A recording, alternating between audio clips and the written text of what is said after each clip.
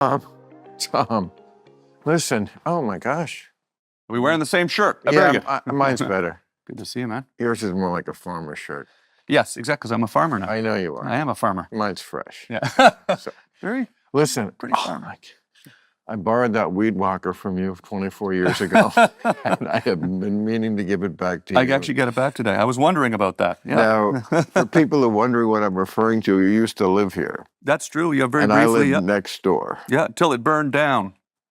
I lived here 2 weeks, and then you burned your house down on purpose. Yeah, well. Why? It wasn't exactly the way it went, but. Drew did. Yeah. I do remember having a conversation. I'd probably just moved to Los Angeles just weeks earlier. And I remember having a conversation with you through the fence once because the dog ran over there or something. Through the fence? Yeah, yeah. Just like regular people. Yeah. Just like regular neighbors. Absolutely. Stars are just like us. I moved here in January of 2001. Uh-huh. When did you move next door, which is now this store? It must have been in 2000, I would say, because it was when my show was on MTV in Los Angeles. So Was Drew already living here? Yes, she was. Yeah, yeah. It was basically. So you moved into this place, but it was already here. She already had it. Yeah, exactly. Okay. Yeah, yeah. So yeah, I was basically doing my show on MTV. I just moved to Los Angeles, and I was here for probably just a couple of months or something like that. Not too long, but yeah, it was because the place burned down. So then we moved. That was a scary thing. Now, were you here the night that happened? Do you remember the fire? Or it's so funny. The fire 2 weeks after I moved in, and of course you don't really know where you were in the house versus the street. Neighbor, you're just getting reoriented. There were still boxes in my living room. Yeah. And I remember emailing my assistant and said, I think it was a Sunday, and I said, I didn't get the Sunday New York Times today. Do you happen to know why? And she emailed back, yeah, because there were 16 fire trucks on your street. Oh, that's amazing, yeah. So and you must have slept pretty good through that, huh? Apparently my bedroom is, I know it now is on the opposite side of my house. So this property, it was, and this house was set quite a bit back. Yeah. But yeah, you would have thought I would have heard, I don't think I'd sleep that well today. Yeah, that was a scary situation for sure. I had just gone, about 6 months earlier, just gone through cancer treatment. Right. Because I had testicular cancer while I was on MTV.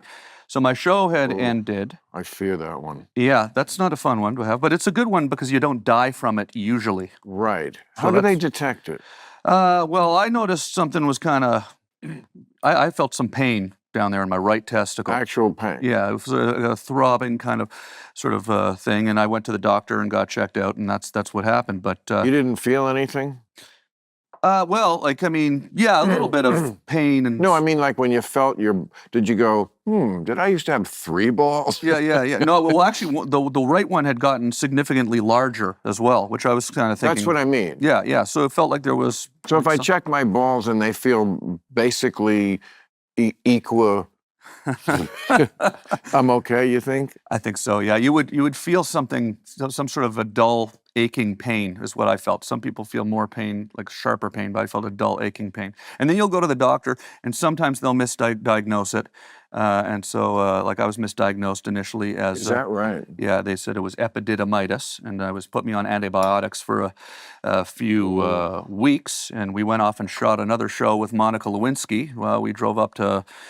flew up to Canada with her and shot a television show for MTV with her. All the She's while, felt a few balls in her day. You know, I'm lobbing these up for you, Phil. I appreciate you taking the bait there on that one. Yeah. Oh, anytime. Monica Lewinsky said, well, not to get off on a tangent, not that we have an agenda here, so one could buy everything is a tangent, but you know, I take a lot of shit for my views about medicine, which I don't think are weird at all. I'm just more skeptical, I think, than most people. And it's partly, and just anecdotally, I can't tell you how many times I've heard the phrase, and it was misdiagnosed. And it's like, I'm not saying you guys aren't trying in the medical field. I'm not saying you're corrupt, although there is some of that. You know, and I'm certainly not saying that everything Bobby Kennedy is right, says is right. Yeah. But yes, I'm skeptical of everything. You guys very often don't get it right. Yeah. So don't fucking look at me like, how dare you question what we in the white coats are saying, because when have we ever gotten one wrong? Yeah. A lot. You get it wrong a lot. Yeah. So no, I don't take anything you say at face value, and I'm just not going to march to whatever you say because you are the science.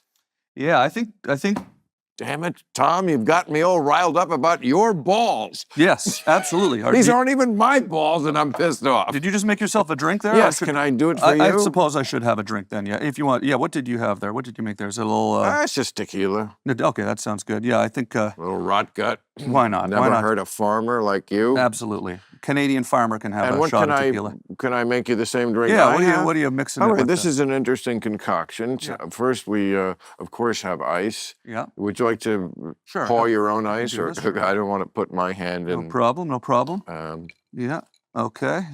And then would you just mix it with some water there, or what do you put in We that? will add the... I'm doing a cooking show now. With Yeah. Tom. I feel like our future has a cooking show in it. Absolutely. I mean... That would be amazing. If it involved tequila, it's always fun. Cooking with liquor, Yeah. I'm going to call it. I mean, it's different. Okay, so then we add, this is Jing, and this is because I'm a health nut. Okay. This is, I love this stuff. It's a way to make sparkling water into a diet soda without any of the chemicals that are in diet soda. Oh, okay, Now, okay. Oh, yeah, sugar- sure. But not even the stuff that's in the non-sugar ones, which are still chemical. It's like a flavored sort of Yes, chemical. Yes, and then we add the sparkling water. Okay, Now, excellent. there are some health nuts, real nuts, and anyone who is more to the left than me is nuts, of course, who don't even think sparkling water is good for you. But you know what? You got There's some sort of carbon in that or something? Yeah, carbonated. I can't even remember why. I'm sure, you know, is anything as good as clear mountain water? No. But we got none of that here. What we got is liquor and a good time. That looks good. And, you know. There we go. That looks like a nice drink there for sure. All right, cheers, Bill. Thank you. Great to see you. Great to see you too. Congratulations. Thank you. On My fiance is here as well. Oh. I'm engaged. My fiance's out in the control room. Well, I hope you're engaged to your fiance. Because other than that, it doesn't look like much of a commitment. No, yeah. No, but I saw you, the front page of the New York Times, Arts and Leisure. Wasn't that I something? was Huh? like, wow, this guy is iconic. He never sorts, he always reinvents himself. The public never doesn't want to read about him or see him in whatever new iteration he's in. You know, he's a real artist. You are. I mean, when I think of like when you first blew up and you were like one of those rare rock star comedians, really cover Rolling Stone type stuff. Yeah, it was a wild time for sure. And now you're a fucking farmer.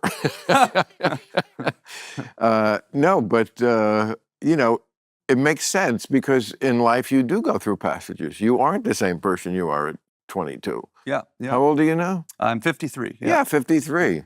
And you know, I'm I'm not essentially doing a lot of farming, really. I live on a farm. I have there's hay fields that we cut the hay, and I have a donkey and a mule, and I ride this mule. I didn't know anything about mules. What is the difference between the donkey and the mule? Yeah, because I actually thought they were the same before I got the mule. A mule is half horse, half donkey. So it's like a hybrid. So it's like her Fanny is her name, and her father was a mammoth donkey, and her mother was a Percheron horse. Horse, half donkey? Half Is a donkey. mule. Yeah. So, They have 62 chromosomes. A donkey has 63 chromosomes. A donkey has 62, and a horse has 64. It might be the other way around, but one way or another, the odd number of chromosomes, the 63 chromosomes, means they're sterile, can't reproduce. So the only way you can make a mule, two mules won't make another mule. You can't breed mules. You have to get donkeys and horses and put them together. And what's odd to me about the whole thing is that donkeys and horses fuck, because the definition of a species usually is creatures that will only fuck creatures that are in, like, leopards don't fuck tigers. Right. Yeah. Although you'd think if you're horny one night, Yeah. you'd be like, okay, I was looking for a tiger, but I mean, is it that different? But they don't. It's generally the male donkey fucking Of the course. female horse. I know. Not the other way around. Right. So, like, a horse doesn't generally want to have sex with I'll say it more politely, have sex with Right. with a donkey for some reason. So, and I don't know, I wasn't there when it happened. I just got, she was 10 years old when I got her, but it's been a lot of fun. Yeah. Well, you say you weren't there, but I've certainly seen in enough movies, and that's where I know everything I know about farming from, where someone has to assist Sure. the horse Sure. Yeah. in the sexual act. I think when you're getting two different species to procreate, there's a little bit of human interaction. No, even there. if it's not even if it's just two horses. Yeah, yeah. They want, of course, the horses to mate because they want a pony, and who doesn't want a pony for your birthday? But they have to, like, lubricate sometimes the horse. Okay, yeah. So I'm a new farmer, so I don't know everything. Well, I'm about saying this is in your future. You're going to have to learn to jerk off a horse. I could see, if you've seen Freddy Got Fingered, I mean, I know a little bit about that. But right. Oh, right. I forgot about Freddy Got Fingered. But no, it's been an amazing thing. I moved back to Canada, where I'm from. So I live not too far from where I grew up. And my parents lived down the road. And, I found this property and Can we say what province this is? It's in Ontario, yeah. Yeah, sort of between Toronto and Ottawa, closer to Ottawa, yeah. Don't tell the nuts where you live. No. Ontario's pretty big. Ontario's about twice the size of Texas, so they'll have a hard time narrowing it down just from that. But we're a big country up there. The future 51st state, potentially. Well, fingers crossed. Yeah, it'll be the only state in America where nobody in it wants to be American.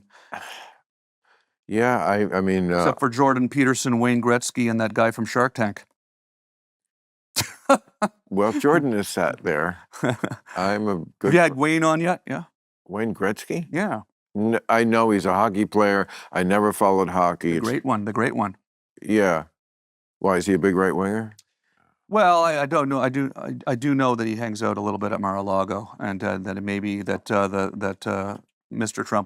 President Trump was attempting to maybe get him to run for prime minister. Are you happier now that you're in Canada?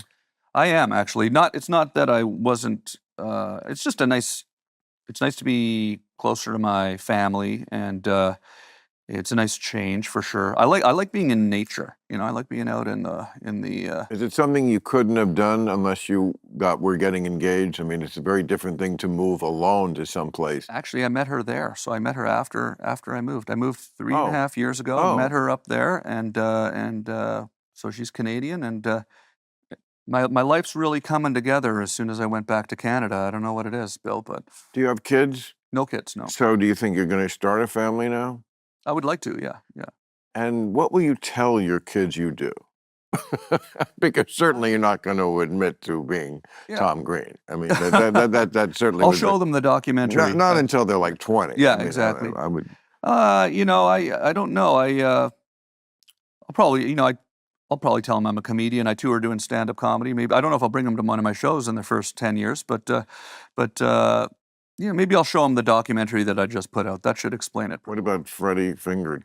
You'll have to wait till they're at least 14 to see that one. What was the controversy with that? I forget. I remember it was a very big. They wrote about it a lot. What year are we talking about? We're talking about 2000, I believe it was. 2000. Oh, really? 2001, early 2001. So it was like the fire and then that. Yeah, it was right. A lot of things happened in close succession. Should have read your horoscope that week. Yeah. Mercury was in retrograde or something. A lot of good things happened. A lot of weird things happened. I mean, the fact that they let me direct the movie and do this movie when I was just on MTV. Why were people so mad about it? I think it was just. I mean, it's a good question because it's kind of gotten a little bit of a resurgence, Yeah, because that's what happens people actually say they like it now. over time. Time is great for that. Yeah. Yeah. It was one of these things where it was a very, I pushed the envelope as far as the outrageousness in the scenes, and it was very Right. silly. I don't know if there was a feeling of why was I directing this thing, or I don't know. It's really hard to say. It was one of those things though where I had that opening weekend experience where there was all of this anticipation. We were all really excited about it. Right. We thought it was pretty funny. We enjoyed it, and then when it came, when the Roger Ebert came out and sort of did his sort of review of it, it was kind of like, oh, that's not very good, is it? Now. So it was sort of very And explain disheartening. explain to the kid, Tom. Explain to the kids out there this Roger Ebert you Yeah. speak of. Yeah.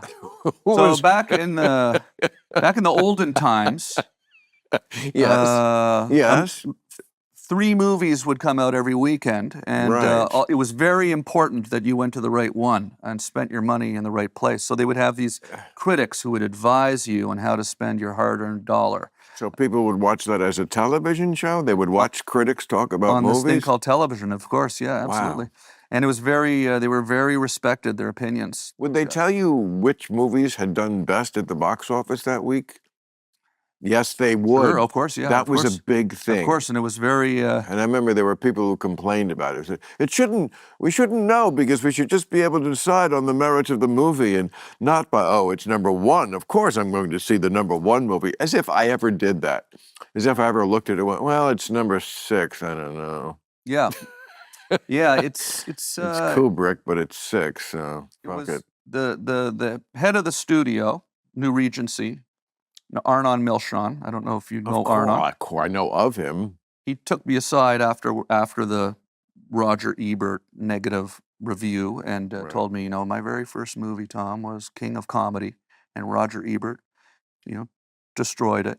And 20 years later, he actually was the only movie he's ever reversed his opinion on it. And, That's a Martin Scorsese movie. Exactly. But funnily enough, he did kind of, a few years later, Ebert did kind of give a little bit of not a complete reversal, but he said, well, I'm still thinking about that movie. There's something weird about it. But what did Gene Siskel say? Well, it was actually Ebert and Roper. Remember there was of course. a short period of time there where it was that Yes. Roper. So, and he didn't like it either. So, but it wasn't really, it's weird, because, well, it's very much like stand-up in a lot of ways. You can sort of choose to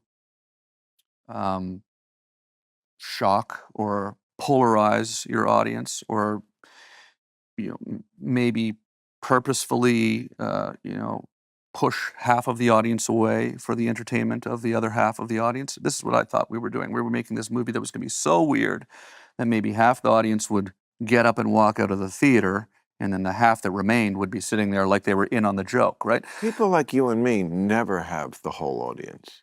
And very few people do. Mm-hmm. And that's okay. Yeah. It's a big country. Yeah. But, I mean, I get it the way you're explaining. To me, it's like, that's what an artist does. I make the movie I think is funny. Mm-hmm. Mm-hmm. And some people are not going to like it. And I know that going in. And that's okay. Because I'm not playing to them. I mean, that's what I go by. Yeah. And I think with that movie, part of it was, I guess we kind of felt like part of the punchline was the fact that some people just weren't going to get it. Like, that was kind of the punchline, like, this was so stupid that, like, how could you have made something so stupid? And people get angry about it, and that's what's funny. And so Well, I was surprised that Roger Ebert and Roper weren't able to kind of sort of step back a bit and go, some 28-year-old kid who's just, fell off the turnip truck here in Los Angeles, and he's trying to make a weird movie, and let's, maybe understand that this isn't, he wasn't trying to make The Jazz Singer. This is supposed to be stupid. But instead it was just sort of treated as it was not a success. I'm sure you're a fan of Spinal Tap. Sure, yeah, absolutely. And of course, there's the great line in Spinal Tap where he says, it's a fine line between clever and stupid. Right, right, yeah. Yeah. When they're accused of, And in a way, there actually is. Mm-hmm. I mean, it's just how something strikes you. I mean, there are people who saw Spinal Tap and didn't understand it was a mockumentary at all. They just Yeah. took it at face value and like, oh, this band isn't very good. Yeah. Yeah. That's amazing because Yeah. that was sort of, you know, what year would Spinal Tap have been? Early 80s or Oh, early 80s? late 70s, early 80s, mid Not 80s? 70s. Mid 80s then. Early 80s? I don't know what Yeah, year I it guess came out. so. I mean, Yeah. it's Rob Reiner's first movie, right? Mm-hmm. Yes, let's just say 80s.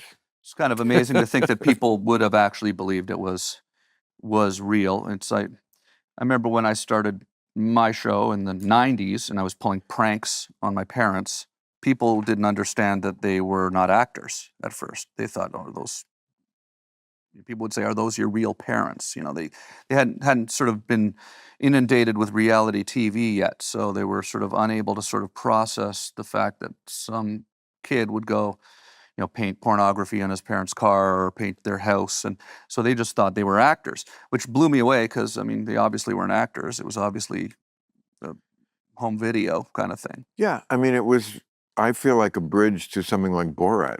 Mm-hmm. Yeah, it was like just before that. And Right, just before that. Yeah. So Where, it was, yeah. so let me ask you this. When did you decide you wanted to do a second TV show in your living room here? Well, of course, it's not my living room. I bought your house. Sure. And so this was always a strange room, this building. Mm-hmm. Many people told me to tear it down. I mean, I didn't buy the house directly from you. Somebody else bought it for a few years, and I bought it from him. Yeah. Okay. So up top is a tiki bar. I was told Drew put that in. Okay. Yeah, I'm not sure. I don't actually recall ever being in this room. So I Really? think it might have been the second after me was built, or maybe I don't know. I'm not sure. No, I think this was here when you were. Okay. I think you were just stoned and just didn't see it. I mean, really, you don't remember? I did not smoke marijuana when I was making my show back in the day. I was like afraid of it. I was like this uptight kid who didn't smoke marijuana. I do occasionally now, but back then I was not. You want? Maybe I'll wait a little bit because Yeah, I might stop. I'll make even less sense than I make now. But they used to be so uptight about just mentioning stuff. Yeah. I mean, it was like I'm trying to think of what an analogy for today would be, like pedophilia or something. Just like just Nazism. It was an amped up anti-drug era in the 80s with the "This is your brain on drugs" and Nancy Reagan and the egg and the frying pan, and it's like that's my brain in a frying pan frying my brain. So yeah, I can see why people would have been a little worried about it with that sort of being constantly plugged into our minds. But yeah, there was a billboard. I remember on the way to LAX. Back when I was often on that road, that road that connects like the 405 to LAX. Okay, I can't remember it. Right, so yeah. But I was on it a zillion times, and there was a billboard, and it was like one of those "This is your brain" but it was about Coke, and it showed a line, and every time I saw it, I was like, I'm not even a cokehead, and I want to do some coke now. Yeah. I mean, just seeing the line of Coke was it's like seeing sort of like an ad for cocaine. It's like seeing the egg. I want eggs. Yeah. Yeah. No, it's well, that's Do you have chickens? Because I have chickens. Yeah. Well, let me tell you, eggs you can make a killing right now. I've been thinking about this, getting into the egg business. Maybe you and I could work something out. Like, I mean, I'm here in America still. You could get it to me. You can be my egg distributor, my dealer. Yeah, I'll be the. Yeah, well, it's amazing, how many eggs a few chickens will lay. Like, I don't eat a ton of eggs, so I don't actually go. I have 6 chickens, and I have these other guinea hens, they're called, which are sort of like a cross between a quail and a turkey, but they run around the property and they eat a lot of bugs and stuff. It's not quail and turkey fucking now, is it? No, they're actually What is it? I mean, I don't think that's where they look like that, but they're not. They're actually their own distinct species called guinea hens. They eat a lot of ticks. A guinea hen will eat thousands and thousands of ticks and bugs a day. So they Good. clear out the whole property of all these You sort of. have ticks up there? Well, we didn't until 5 years ago. Global warming, climate change they've moved north. They've been in the U.S., of course, forever, but they come up from Pennsylvania and New York on the deer. But 5 years ago, there were no ticks in Canada, so that's climate change is real. That bro. is one you don't Climate want, change. brother. Yeah, no, Is Lyme disease. the Lyme disease. Yeah, exactly. So I would never go anywhere near any place that had ticks. I mean, I don't know what I'll do if they come here, and they probably will. they aren't in California, I guess. Okay, yeah. Well, there are still some at the Morris office. No, Yeah. I'm kidding. I'm kidding. I'm actually with them now. I'm making fun of my own agency now. I forgot. It sounds better with the Morris office. It does. It's more It old does. school, It It's was like- what I heard when I was a kid. Yeah. I thought it was so cool to be in show business when George Burns or somebody would say, like, Absolutely. the Morris office, and I would think, oh gosh, Absolutely. if I could one day. I remember when my show was on MTV, I was signed to the William Morris agency, and Yeah. it was. It's like when you watched Danny Thomas I? as a kid. That's like who his agent was. Yeah. That's all you knew as a civilian right. about agencies. Yeah. Who'd have thought that they would have wound up being William Morris Endeavor? Yeah. It doesn't have the same ring to it, but No, it's not the Morris office of old, but that's probably good. But I get about, if I go in the chicken coop, back to this egg deal we're working on. Yes. And I haven't gone in there for a few days. I'll go in, there'll be like 45 eggs in there. Like each chicken is laying 1 or 2 eggs a day. And so, if you have 6 chickens, you definitely will never be able to eat all the eggs that those 6 chickens will produce. It is amazing to think that if we weren't a species that was so into chicken abortions, what the world would be overrun with chickens. Yeah. Every egg we ate had become a chicken. The thing is, well, they're not fertilized yet unless you have a rooster. So they're not really. Oh, is that right? I don't know if it would be What does the considered a rooster chicken do? abortion until So I don't have a rooster. So if you don't have a rooster, then the eggs are never going to hatch. What does the rooster do to the egg? Well, I think it just fucks the chicken actually. But then then the egg comes. Then the egg comes out and it's a fertilized egg and there's an embryo in it, and it's like every 8th egg that grade comes sex out- ed class right now, Bill. You know what a chicken does. A I know, but rooster once does to a chicken. But I do, but it's before the egg. Once the egg comes out, it's ready to hatch. That's now. the difference with the chicken. The egg hatches outside the body, but it's still has to be fertilized, I think, beforehand. So if you don't have a rooster, you never have a fertilized egg. And by the way, I didn't know any of this shit till 3 years ago either. So I have chickens now, so I know a lot of this stuff. So the rooster does stud service for the entire bunch of hens? Yeah, I mean, if you have a rooster, then you'll get fertilized eggs. But then the chicken still has to sit on it and incubate it for a period of time before it hatches. So even if you have a rooster, you can still eat your eggs. Must be where the connection is with calling a cock after a rooster. Sure, absolutely, yeah. I think so. It must be. Well, of course it must be. I haven't thought about that, but it must be. It must be. Why would it not be? Tom, you're so reasonable. I can't believe people think you're a weirdo. It makes sense to me. Yeah. No. Well, it's it depends who you ask. It depends who you ask. But yeah, no, it's It's so funny that you go from like ultimate weirdo to like ultimate non-weirdo. I thought It's a great arc. I thought that like there's so much weird shit on the internet now. Right. You got it. Like, Right. how do you sort of You're weird? right. You get up in the morning, you pick up your phone, you're seeing like violence and Karens getting chased through malls and screaming at people and everyone fighting and Right. and Yes. so were you going to compete with that? Right. No. Or no? I thought maybe the weirdest thing that I could do is to go do something really normal, You're so right. become a farmer. Zig when they zag. Absolutely. That's it. And there's a lot of comedy in my new show. I mean, my parents are on it. It's just more So it's you and Nicole situational. Richie. The simple life type thing. That's what it. It's a little bit like that. It's Ava Gabor, but you. It meets the simple life. Do you remember Green Acres? We almost called the show Green Acres, but because it was taken. But Wasn't that great? that was a little before my time. Not to You date should myself, watch but them. Yeah. it was very. I remember watching reruns of it. I was more of a Beverly Hillbillies kind of guy. There's though. a layer to Green Acres that's very sophisticated. Mhm. It was almost surreal because, the plot was, of course, Oliver, Eddie Albert played him. He's a New York, I guess he was a lawyer or something. He's wearing three-piece suits, marries Ava Gabor, Mhm. who's darling, and but she's hot, and she wants to live in the.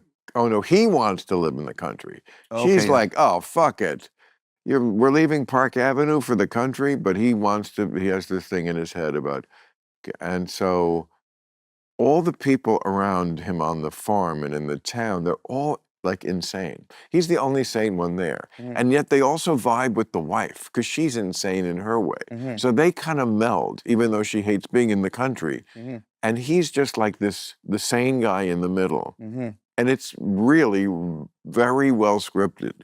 I think you would be impressed. It was, it was sort of the opposite of the Beverly Hillbillies, right? Which was they were. I mean, I think that show was funny too, and it had a similar thing where the hillbillies would, in their own way, meld with some people he wouldn't expect. But yeah, it was more just misunderstandings of, the cement pond and like what things were, but I feel like the writing back then, those writers were good. Mhm. Those green jean shows that they used to call them on CBS, that's what kept CBS alive for years. It wasn't just the Beverly Hillbillies and Green Acres. There was also Petticoat Junction. Okay, I've heard of it. And they were all sort of, and Andy Griffith. Right, watched that quite a bit. They yeah. were all sort of, and they all kind of like cross-pollinated at a certain point with the ones on the other shows. Mhm. I think it was all taking place like in North Carolina. Mhm. I'm sure it looks very racist today. But it was shot probably in the parking lot at CBS Radford or something. Of course it was. And it wasn't overtly racist. It's just that there weren't black people in existence in their world. Mhm. The 60s and the South. Mhm. I mean, they're just, but that's where the world was, I mean, yes, even liberals didn't think it was the wrong thing. So nobody should like fucking look back to the past and go, oh, we're better than you. No, you just came. It's interesting living in Canada as a Canadian, having lived here and then moved back to Canada. And, with these tariffs that are being implemented or threatened at least, people are obviously very upset in Canada about this now. It's going to completely decimate the economy. And of course, it's going to have a same sort of effect on the American economy in a lot of ways. It's a terrible idea. So it really doesn't make a lot of sense. No sense. But then, there's a hockey game, U.S. versus Canada this week, and the Canadian crowd booed the American national anthem, of course. Now, this was not a very nice thing to do normally. It's from my garden. Okay, I'll give that a try. Where you used to live. Under a normal set of circumstances, I don't think the Canadians would boo the Star Spangled Banner, but they did. Not that I love everything that's been going on in Canada under Trudeau, because I don't. He did legalize weed, though. That was one thing he did. I love that. But he also resigned. So good. He was super woke. Yeah. To a degree I can't hang with. I mean, there is a thing about that you should be very important to someone like you, Tom. Freedom of speech. There is a level of hostility to freedom of speech that's going on. And of course, the Republicans are criticizing it now, but they have no leg to stand on because they're not for it either. But there are things going on in Europe right now where they canceled an election in Romania because the wrong people won. And I'm sure they were the wrong people. But you know what? Once you start canceling elections, and again, Republicans, no standing to make this case because who's the biggest election canceller than Donald Trump? He tried every which way to cancel the 2020 election, still hasn't conceded it. He was my old boss. He fired me on The Celebrity Apprentice. I have to hear this story. Yeah, because I went out drinking with Dennis Rodman on the night I was the project manager. First of all, just Dennis Rodman is hysterical. and that you were drinking with him. Yeah, well, it was after we weren't taping the show. We were done for the day. I had a big job. I was the project manager. You've seen the show before? You know, it works. You have to sort of compete business tasks. I never watched that show. Well, it's a business competition, and I sort of fancied myself a pretty good businessman. We had to build a wedding dress store, and we were competing, the guys versus the girls. I had to sell more wedding dresses than Joan Rivers and Khloe Kardashian and her team, and I had Clint Black and Herschel Walker and Dennis Rodman on my team, right? And so it was very serious, right? But then after I could tell we were kind of going to lose because my team sort of mutinied against me. Scott Hamilton as well, Olympic gold medalist. They kind of wanted to lose and then get me fired, and so I was kind of a little upset about that. So I went out drinking with Dennis Rodman after the show that night, and I guess we were a little hungover in the boardroom the next day, and the president fired me. The president of the United States fired me. Well, going out drinking with Dennis Rodman, I have to say, is not something that recommends somebody as an employee. Again, that's just my thing with Trump. It was worth it, though. It was worth it, though. I'm not going to pre-hate everything. Yeah. Firing you, I feel like, was the right move. Yeah, you're probably right, yeah. It was not a business also thing to do. No, you can't trust anything he says because, like, the next day he changes his mind or whatever, but I think he said last week he wanted to cut the defense budget by 50%. I've been saying that for years. Am I going to hate it now because he says it? That would be hypocritical. Right. Or get rid of nuclear weapons. Or get rid of the penny. Yeah, we don't need those. Well, we can't get rid of nuclear weapons unilaterally, but we should reduce them. I think he was talking about trilateral, China, Russia, U.S. Plan to lower them. But I have to know, politics aside, like Dennis Rodman. Back to this. Yeah. I'm just very curious.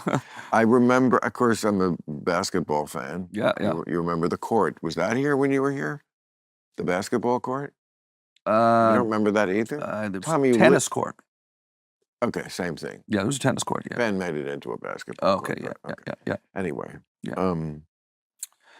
What was I going to say about? We were talking about basketball. Dennis Rodman. Dennis Rodman, yeah, big basketball fan. So I remember Dennis Rodman as a player. Mm-hmm.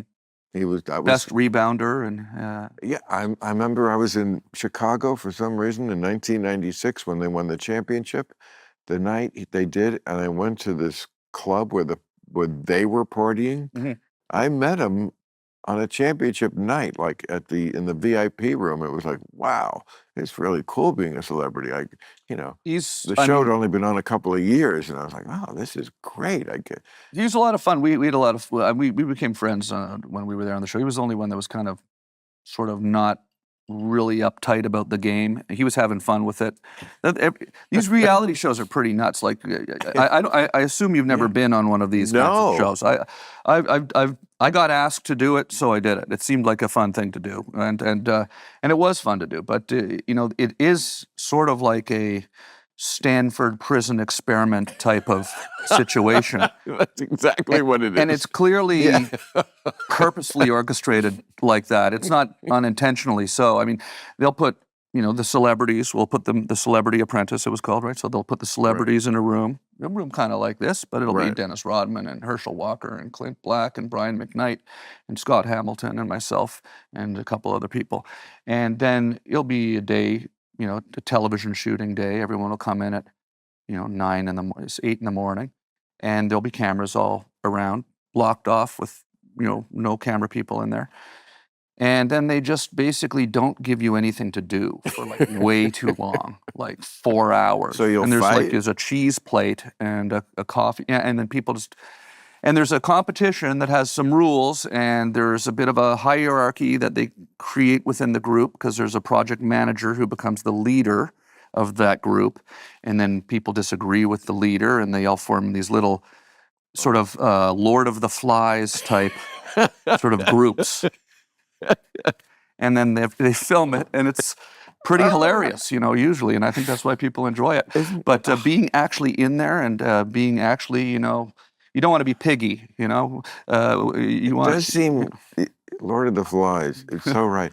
It does seem like a lot of reality television in America is about pitting people against each other. Yeah, That absolutely. we're a cockfighting, loving Yeah. nation. We don't people who would not normally perhaps Yeah, be fighting. exactly. We- They study this. I don't know for certain, but I would assume they have studied the science of it, and they figure out exactly who's in there and what would get them mad at each other, and Do you like think they cast it that way also? I So think that, they cast it that way. I think they yeah, put a bunch of people in there that would probably be maybe a little bit right. nutty. People like myself and Dennis Rodman and Scott Hamilton. Everyone knows Scott Hamilton's a bit of So a you wild were man. allied with, you had an alliance with Dennis Rodman. That was you were To break down the actual game, because it did get pretty serious there for a bit. So in the first episode of my season, each episode someone gets fired. Okay, the first episode, Andrew Dice Clay, my good friend, who I'm sure you know very well, got I know fired. Andy, yeah. He got fired for he was a bit aggressive with Donald Trump when he asked for in the first episode. Dice kind of was a bit aggressive with Donald Trump because there was not enough butter for the bagels in the green room, and he got angry about it in the boardroom on the show. My guess And, is he actually didn't get angry about it. My guess is he's sort of Well, I think he There's- was doing it for fun, but I think he likes to play the character Yeah. of Andrew Dice Clay. That's a character. absolutely. But it's I'm very good friends with Dice too. Yes. But that's not really him. Oh, yeah, I know. Yeah. And sometimes he just lets the character Mhm. drive the bus because it's more fun for the character to be mad about the bagels It than was for him to be a reasonable It person. was hilarious. I mean, it was so funny. I mean, and it was kind of probably not what you would really do if you were going to try to win the game, to start complaining immediately. What do you get if you win? I think you win money for a charity of your choice. That's what it was. Yeah. So you don't Then really. why even try? Yeah, exactly. Yeah. Yeah. Well, it quickly becomes a point of pride to the people in there about trying to prove that they are smart. What was and your that they're not- charity? Sick kids? It was a cancer so you charity. fucked a bunch of kids because you and Dennis Rodman wanted to drink. No. I No? By that point, I knew I was not going to be, because I had an alliance against me. You see, Bill, an alliance against. So my team had sort of turned on me and decided to get me fired. So I basically just I threw in the towel pretty much and said, okay, A rough few years, bro. yeah, Yeah. it was funny. actually. Fire, divorce, Yeah. Trump. By the president of the United States, too. Come on, By man. the president of the United States. Bad reviews from Roger Ebert. Something was going on in your horoscope. Yeah, I'm yeah. telling you. Those were kind of, in hindsight, as I look back on it, they become kind of funny. Those things. Those are some of the funniest things that I happened. mean, when you think of what, to overuse a term that's overused, privilege kind of life we live, Yeah. where what we do is something we basically consider to be fun. Yeah. So do we work? Yeah, we work. But I've also had jobs when I was younger. That was work. In other words, I fucking hated it. Mhm. I didn't want to throw triangles of fish product into a vat of grease. Is that something you did? Did you ever work as a short order cook somewhere or No, in I'm fast food? Have you no, ever done that? I'm I have. bragging, I worked at Dairy Queen. I'm bragging about my. Yes, of course. Which one? Where? Which McDonald's? or Arthur Treacher's Fish and Chips Arthur Treacher's Fish and Chips. Cool. in Ithaca, New York. Arthur Nice. Treacher was this old British actor Okay. who was Merv Griffin's announcer, like sidekick, like Ed McMahon. Yeah. And that was enough in this day. I guess this is the 70s. That was enough for Arthur Treacher to have gotten himself a franchise because he was British. Yeah. A franchise of. It was like a Kenny Rogers Roasters. Yeah, exactly. But with except he Arthur wasn't Treacher. that big a star. Yeah. But they had it was a viable restaurant. It was a fast food shithole Right. that I worked in. Yes, and So would you deep fry the fish in a oh, fryer? It would. Your arms because you had to wear a uniform, with short sleeves, and your arms would have all. Because the grease would come up, you'd be burns on your arms. Yeah, I know that. I used to cook I got fired because I miscooked a chicken burger at Dairy Queen. So These kids who get offended at microaggressions and like not that I'm a Marine. I mean, people have had way harder lives than me for lots of reasons. No, But that's definitely not the worst thing that could happen is getting a little chicken grease on your arm. it really hurt when that shit got and then you'd have just all these red marks on your arm. Yeah. No, for sure. It no, wasn't. I'm not saying it's at a time nothing, of my life when I was, thinking about asking a girl out. It wasn't the greatest thing to approach her with red marks all over my arms. Right. But you had a few bucks though. I didn't. Because you were working. I went from that to selling pot in 6 months. That was my last. More lucrative than Arthur Way more Treacher's? Lucrative and way more fun. Yeah, that's cool. That's cool. I didn't smoke until I was a sophomore in college. But I went from first smoking it to selling it in 6 months. Yeah. Because I couldn't afford it otherwise. See, I have honestly not, like, I did not, when I first ever tried that, I was kind of later, maybe I was in my 20s, and it made me sort of have a panic attack in a way. I found very paranoid the first time I ever smoked marijuana. Well, it can. So why does it do that? You asked me before about eating it. Yeah. That's another reason. Right. It makes you kind of paranoid? Well, it's just it's more like tripping. It's a 5-6 hour experience. Yeah. Which I'm not up for. Yeah. Too much energy required. I don't have 6 hours to give to your trip, and you can be almost too high sometimes. It's just you can't control it, and for a control freak, it's just not. It doesn't work. Exactly. And I've tried to make it work. It's a fear of a loss of control, which feels. So what? Why does that not always happen though? Why does it happen when people eat that, not when they smoke it then? I mean, everybody's different, I mean. I'm having a beer, by the way. Please do. You drink beer, Bill? Or? I fucking hate beer. You hate beer, huh? I do. I really do. Why? Why do you hate beer? You just never got into it? Or? It stinks. It's like, it's cheap. It's cold. It's cheap. It's like low level percent. It's an art form to make beer, I don't know how they do it, but I know it's German, It's like barley and stuff in there, and hot. Oh yeah, all beer tastes different kind of. This is a Pacifico, nice. This is a lager, nice. I know I could drink it. It doesn't like make me rich. Yeah. But the idea of drinking something with only like 12% alcohol or something. There's not enough alcohol. Well, if you're drinking to feel the effect, whatever it does. Like, I always think it kills, say, 5% of my brain cells. Not permanently, perhaps, although I guess they are permanent. Okay. But at the moment, 5%. And for some reason, that makes you, in a way, smarter sometimes. In many ways, stupider, of course. Drunks do the worst things. But, if you could control it, just why do people, have a couple of drinks at dinner? I think it takes down a tension level in people. Absolutely. And it makes you just more you. But a beer with the 12%, it's still kind of a slower kind of tension. Right.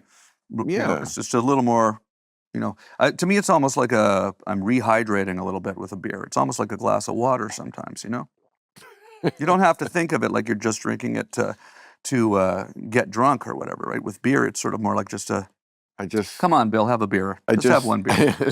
No, I just saw this great show, I got to say. I'm a big Billy Bob Thornton fan anyway. I mean, even if he'd only ever done Bad Santa, I love him. Yeah. He's done a lot of great stuff. And his band is great. I've always been a fan, but... I was in an episode of The Trailer Park Boys with Billy Bob Thornton. What's that? Canadian legends, the Trailer Park Boys. Do you know them? I don't. They're very funny. You have to have the Trailer Park Boys down here on the show. What does that mean? Well, it's a TV show up in Canada. Yeah. The Trailer Park? Yeah. It's been hilarious show. It's been on now? It's been on for a long time, but it's like kind of, it's on now too for sure. Yeah. My earliest years in comedy were when SCTV was on. Right.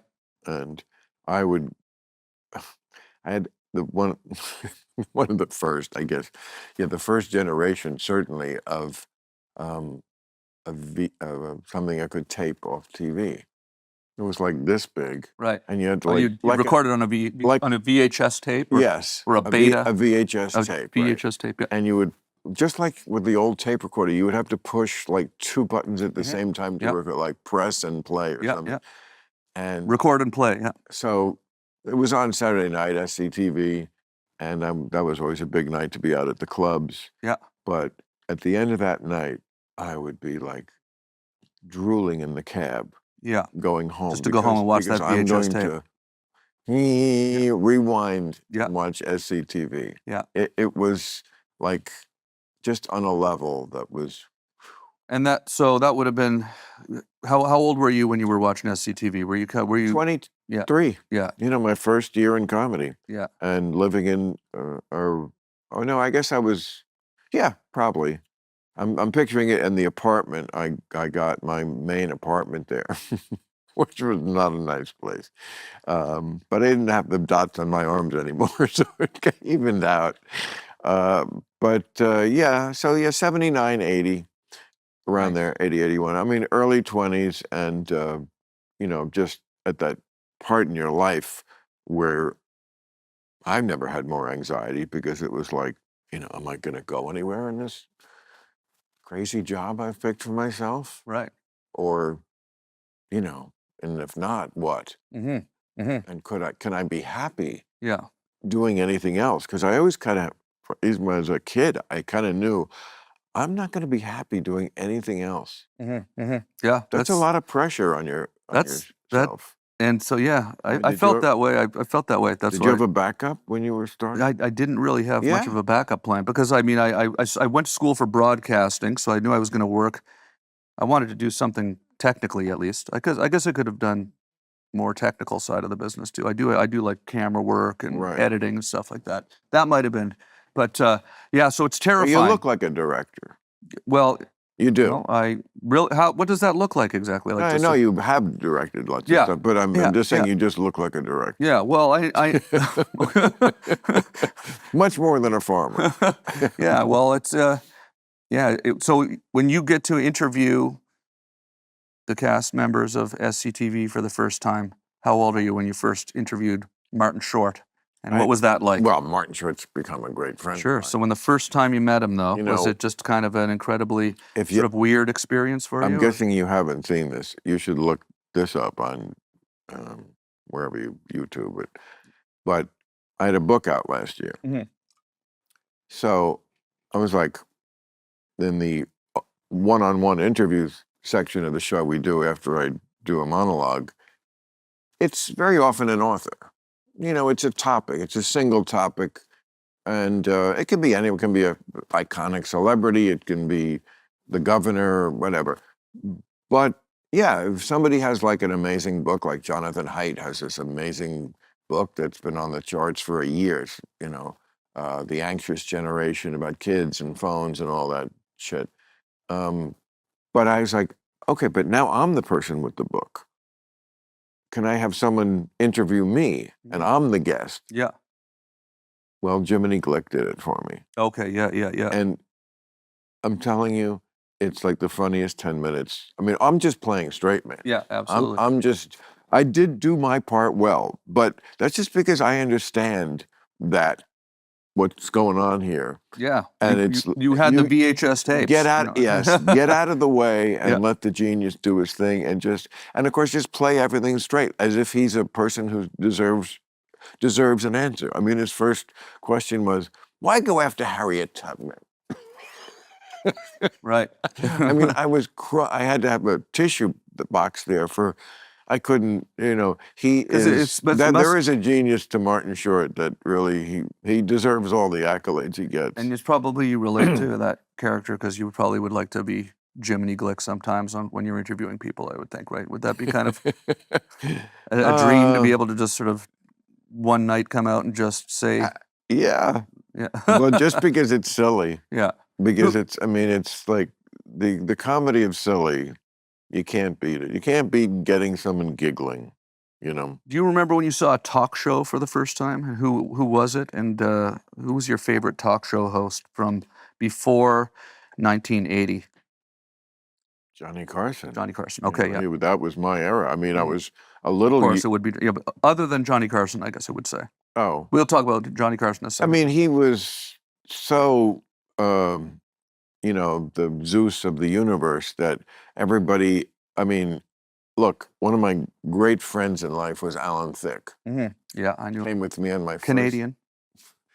first Hawaiian excursion I did for 12 years. I did a thing in Hawaii over New Year's, and he was on that first trip with us. Loved him. Yeah. He tried. Mhm.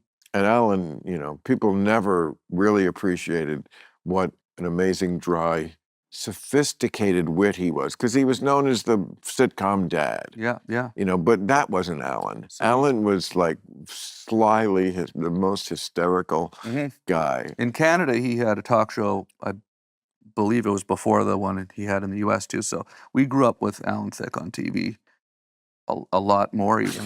Let me tell you an Alan Thicke story that's so funny. He had a show, Thick of the Night, right? Was that? Oh, yes. Yeah, Thicke. I have the T-shirt. Yeah, yeah. He got me the T-shirt. Yeah, he was hilarious. I got to interview him a couple of times on my web podcast show that I did. Oh, you did? Yeah, so I got to. Oh, he was a Canadian icon. The best, yeah.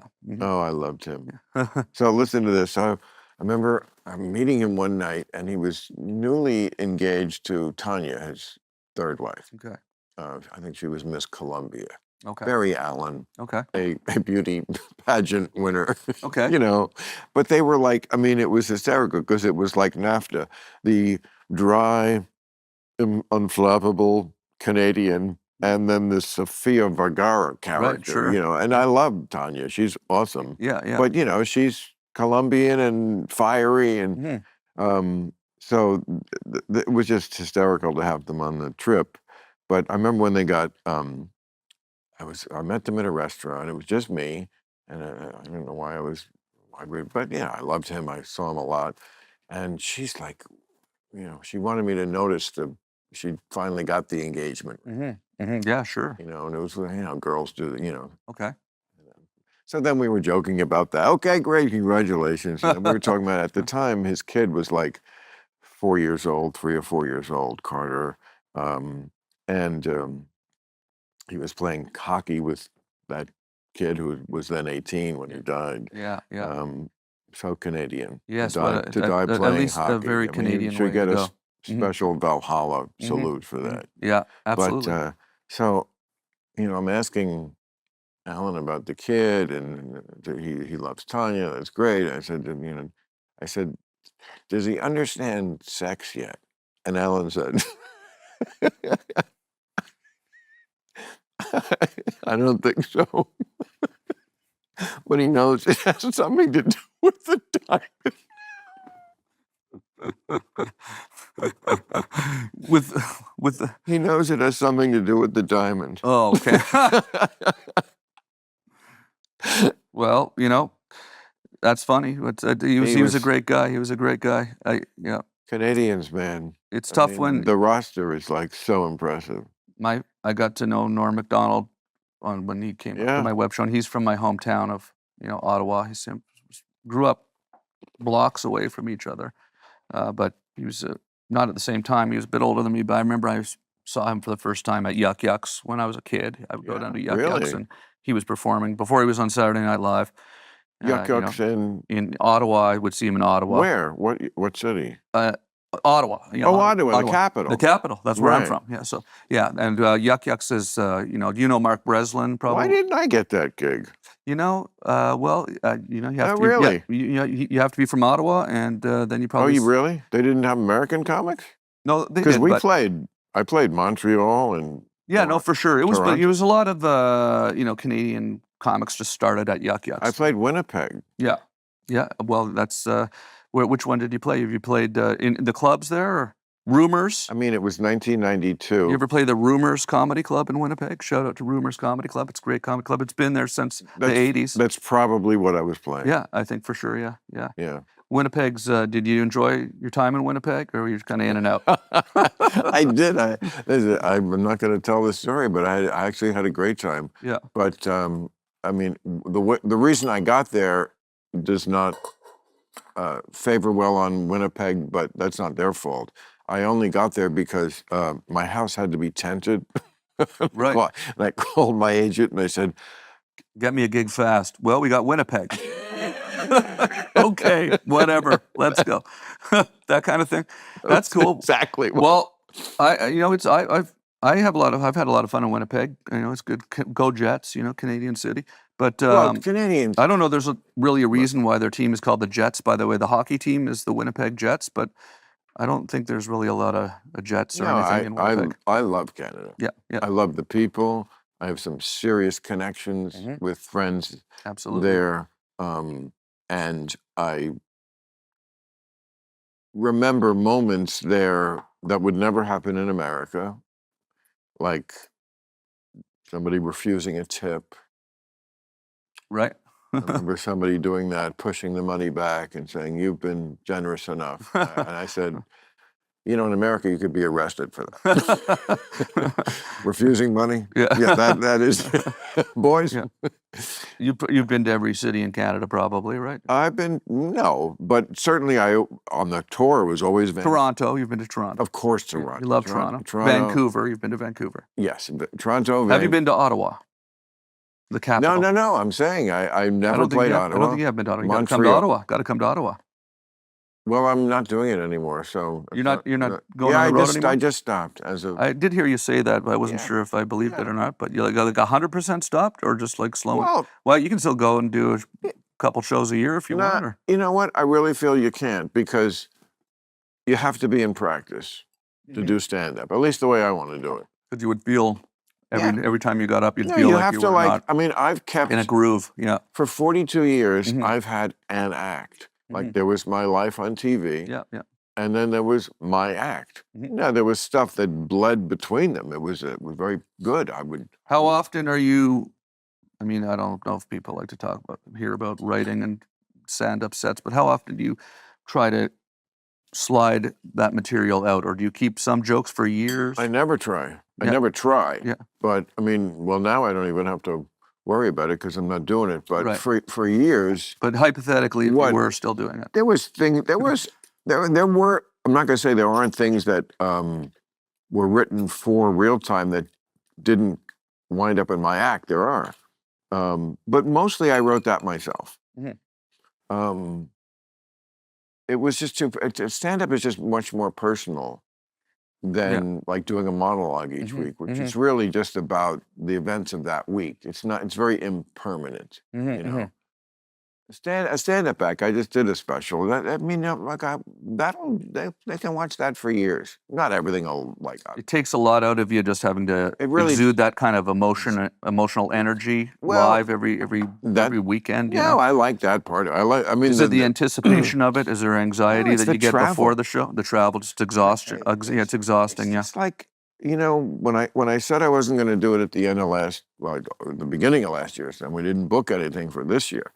All year, I kept thinking, oh my God, I'm not going to be doing this after this. You know, there's 8 more gigs, there's 6 more gigs, there's 4 more gigs. It's not a legal contract. I mean, you can always change your mind at any time. That's why I never made an announcement. You decide next year, I think I will do it again. But I was like really wondering, when it comes to it next year, am I really going to be okay with this? And you know what happened? I was right.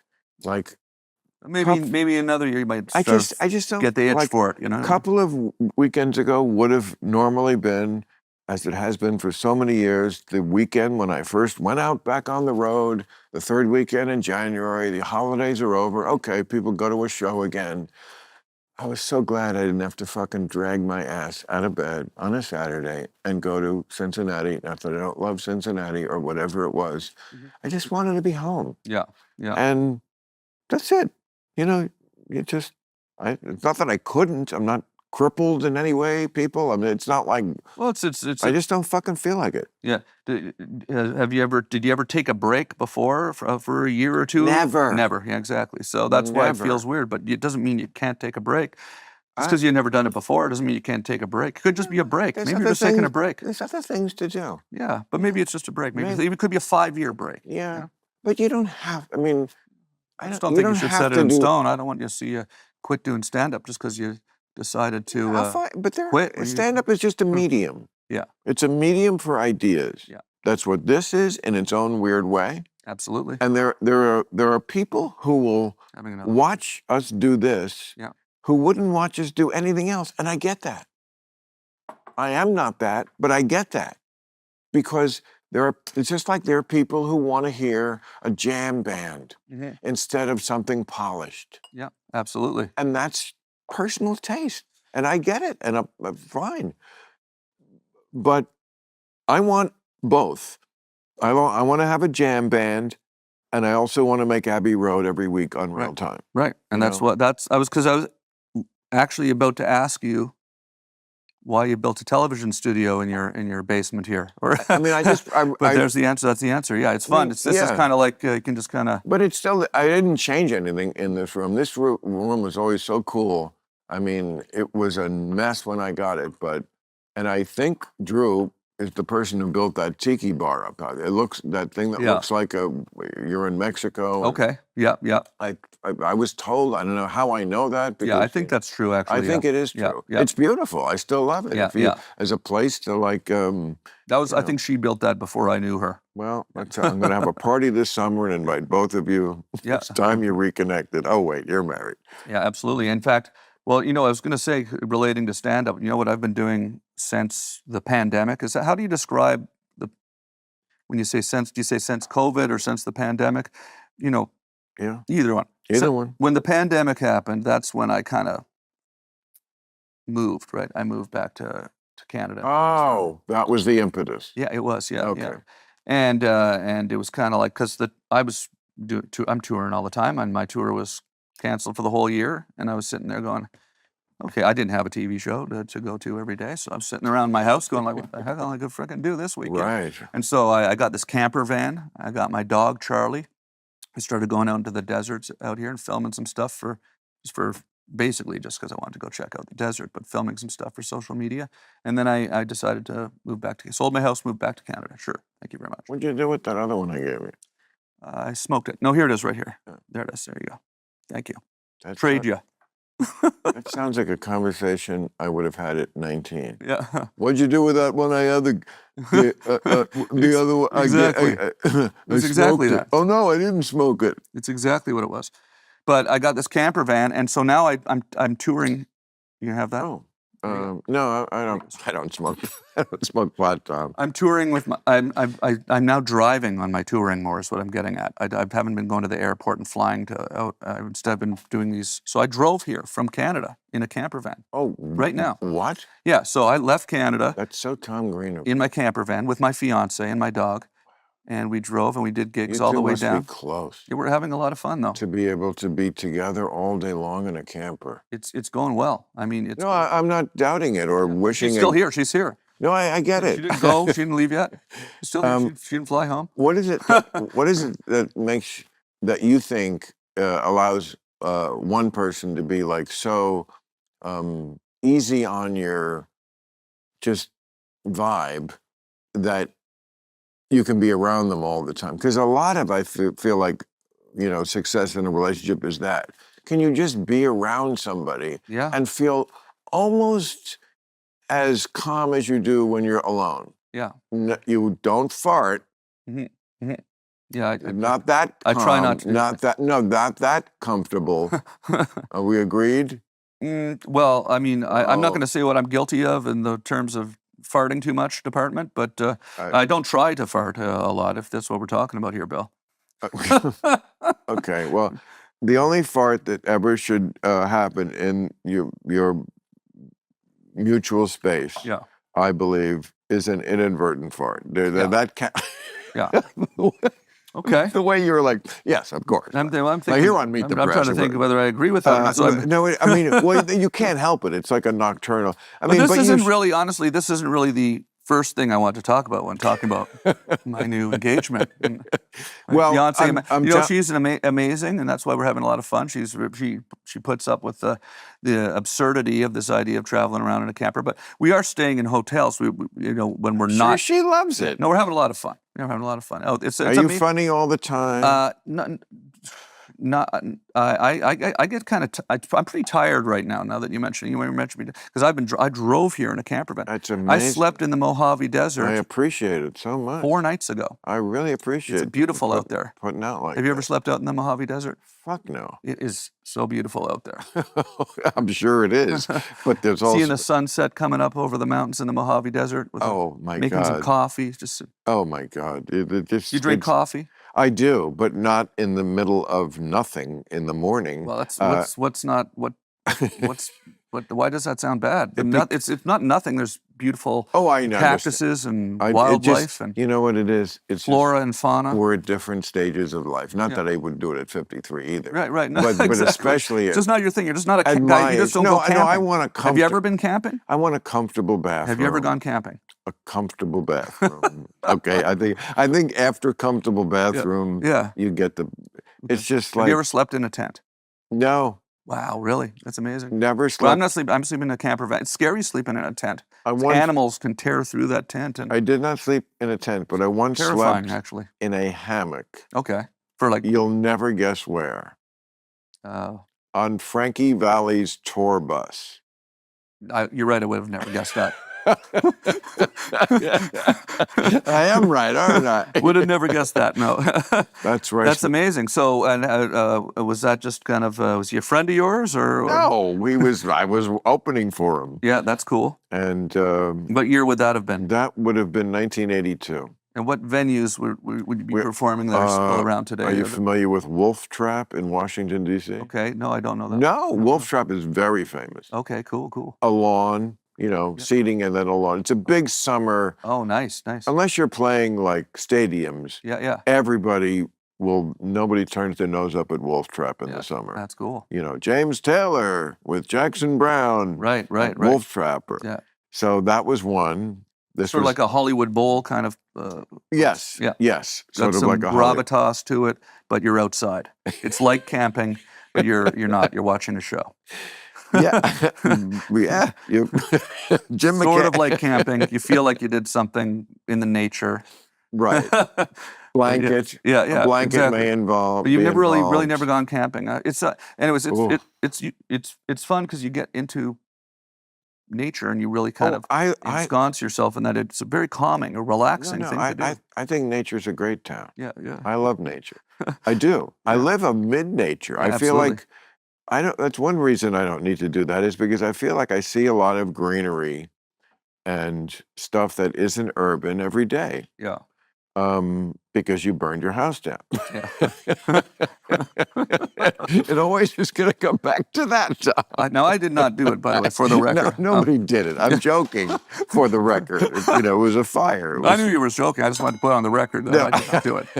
Just in case there's any confusion. I'm very glad some we people did. might people. No, I know there was no reason for them to think that, but some people get confused is. and think the wrong thing. I just want to make sure I did not burn the house down. Well, there's just too many people in America with time on their hands, and they also have access to the internet. So if they can just start some shit for no reason because it entered their mind, they will do it. So is it more fun doing television when you have the internet as well as a factor, or is it more fun doing television when there was no internet? Because you seem like you're having a lot of fun with the internet. So I would expect that you would say that, but I'd expect you would say that it was probably, this is more fun to have this kind of, then you also have to deal with the complexity of all that kind of just energy on the internet that we're talking about. You asked me about, I don't know how long we've been here, like 6 hours or maybe 20 minutes. Yeah. It could be either one. But at some point you asked me about something that is frustrating, which is you said, what about when they take like clips? Right, exactly. Because you lose control over, It's amazing when you are somebody who's in the middle like me, and not in the middle like in an namby-pamby way, and it's just like, yeah, I'm a proud old school liberal, but no, I'm not going to go along on the crazy train to Nonsenseville. So when you're in there, what were we talking about?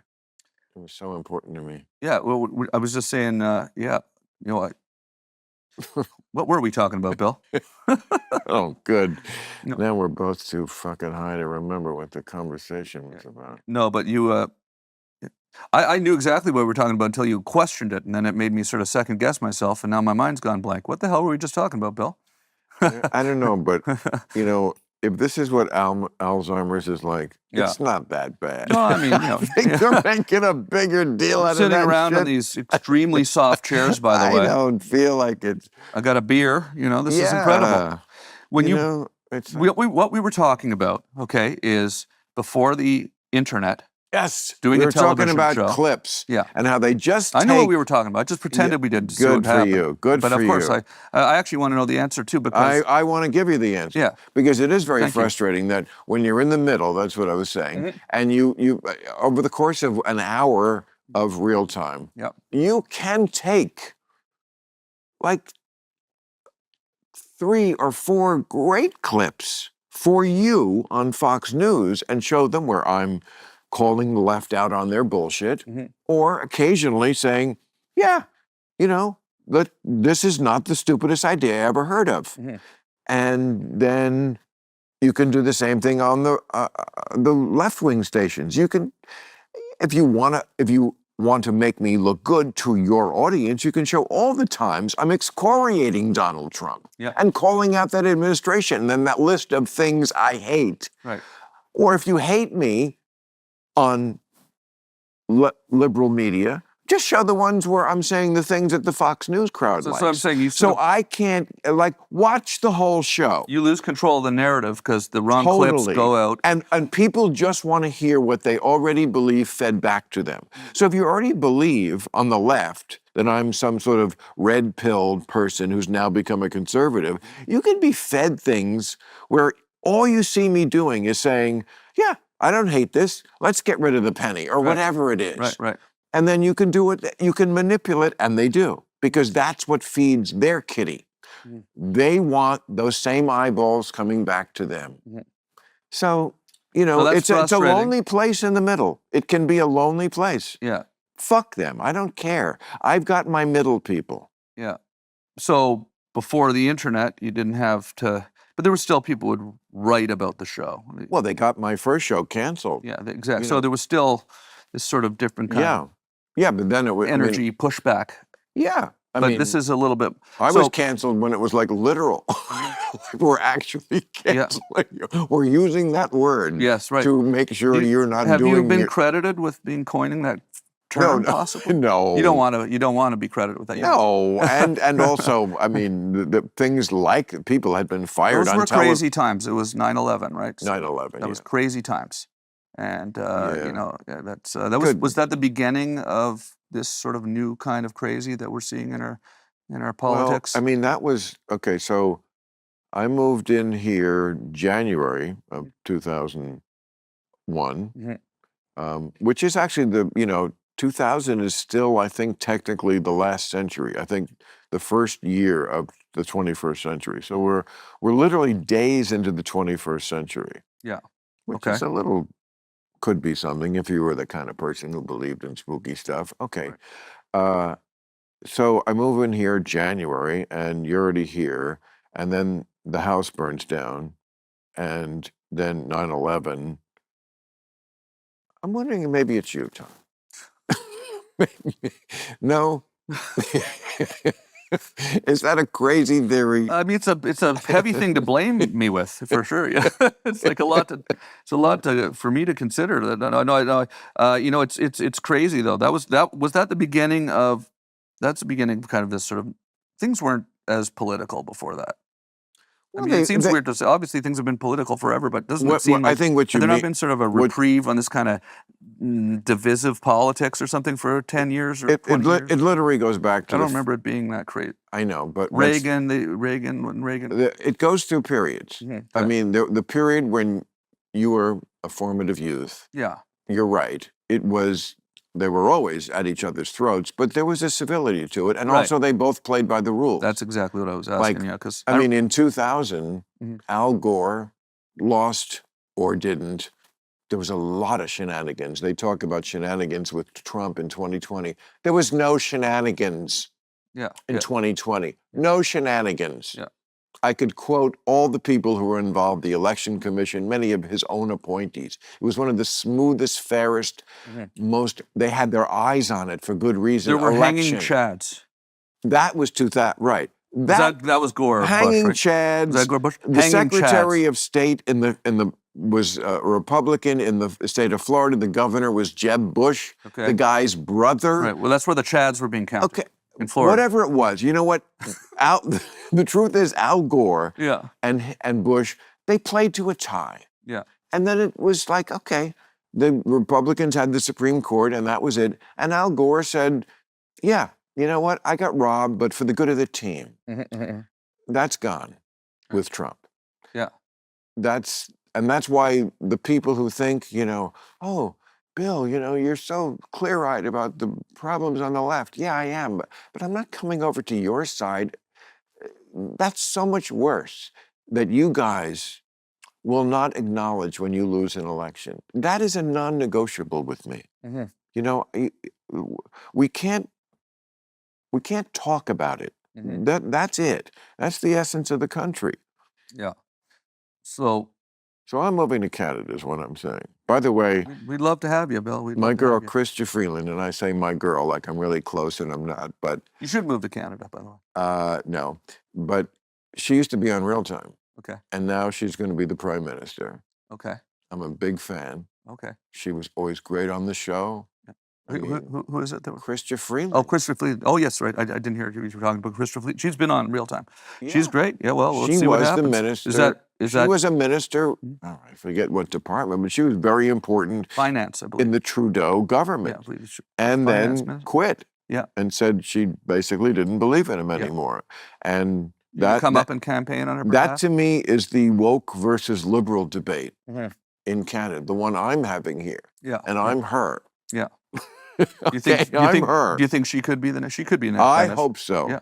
I think she's smart. Trudeau resigned. Savvy. But it has still not been an election as of yet. So they're going to calling an election soon. And there's going to be a leadership race on the Liberal Party. Because Christia Freeland is running for leader of the Liberal Party. There's also Mark Carney as well as another highly parliamentarians. Yeah, I am a parliamentarian. I'm not personally one, but parliamentarian. Your country. I used to go up there. I used to go up to the Parliament buildings all the time, though, when I was a kid in Ottawa. You know, I used to go down there and just play soccer on the front lawn of the Parliament buildings. Yeah. So. Are you kidding? Or you? No, I actually did do that. Yeah. Yeah. Because? Because I was doing a college radio show in downtown Ottawa. And I would say at the end of the show on midnight till 2 in the morning every Friday night, I'd say, anyone want to come meet me on the front lawn of the Parliament buildings, bring a soccer ball and some pizza, and we'll go play soccer out there till 4 in the morning. And then we go and we play soccer not to cut you off with that story, but No. It's so, that was one of the fun things I love to do in Ottawa. That's why I when we talk about, the Canadian government and Trudeau and all the elections and all that stuff that's going on out there, I also think of it sometimes just in like real personal terms. I basically grew up in Ottawa. Something when you say Parliament, for instance, I think about, how beautiful our Parliament buildings are. Have you seen our Parliament buildings? Have you seen them before, Bill? Quite beautiful buildings, by the way. I wanted to start that way. Yeah. When I got to Cornell. Yeah. I want what you're describing. I wanted to get on the college radio and be the college funny prankster on there. I thought that was going to be my first entree. Yep. And it was the easiest way to get. I did not succeed into broadcasting, though. It's through radio, right? No, I mean, did you do radio for a while? I'm telling you, this is very evocative for me to hear you talk about it, because when I went off to Cornell, I had already wanted to be a comedian for 10 years. Yeah. I just kept it inside. So now I'm away from home. I really wanted to be in New York, like hanging out at the clubs, but I got to go to college first. And I thought, yeah, that's it. And I remember practicing, like in my room, like to say things like pre-ad libs that I could say. And just announcing. And I never even got the nerve to go audition. Really? Yeah. You wanted to do radio, but you just never... I was a shy person. I was very, very shy as a teenager, a teenager, and into college. So at what moment do you get up on stage then? At what age? And how does that decision get made? The first time I ever got on stage was in high school. I emceed the talent show, Yeah. and it was so exhilarating to get laughs Right. that I was hooked like a drug I've never had since. Yeah. And the next time I got up on stage was at Cornell. They had poetry readings on like So you just Thursday afternoon in the Temple of Zeus coffee shop. Mhm. And I got up there when people are doing poems, Wow. and I tried to do like material. Stand up, sure, yeah. Well, it was like a top 10 They list. must have loved that. No, I mean, It was probably got to like be better than poetry, you it know? was like something I like, mean, I like poetry, know but you're a I'd friend. rather see someone attempt stand-up than someone sincerely pull off poetry, to be honest with you.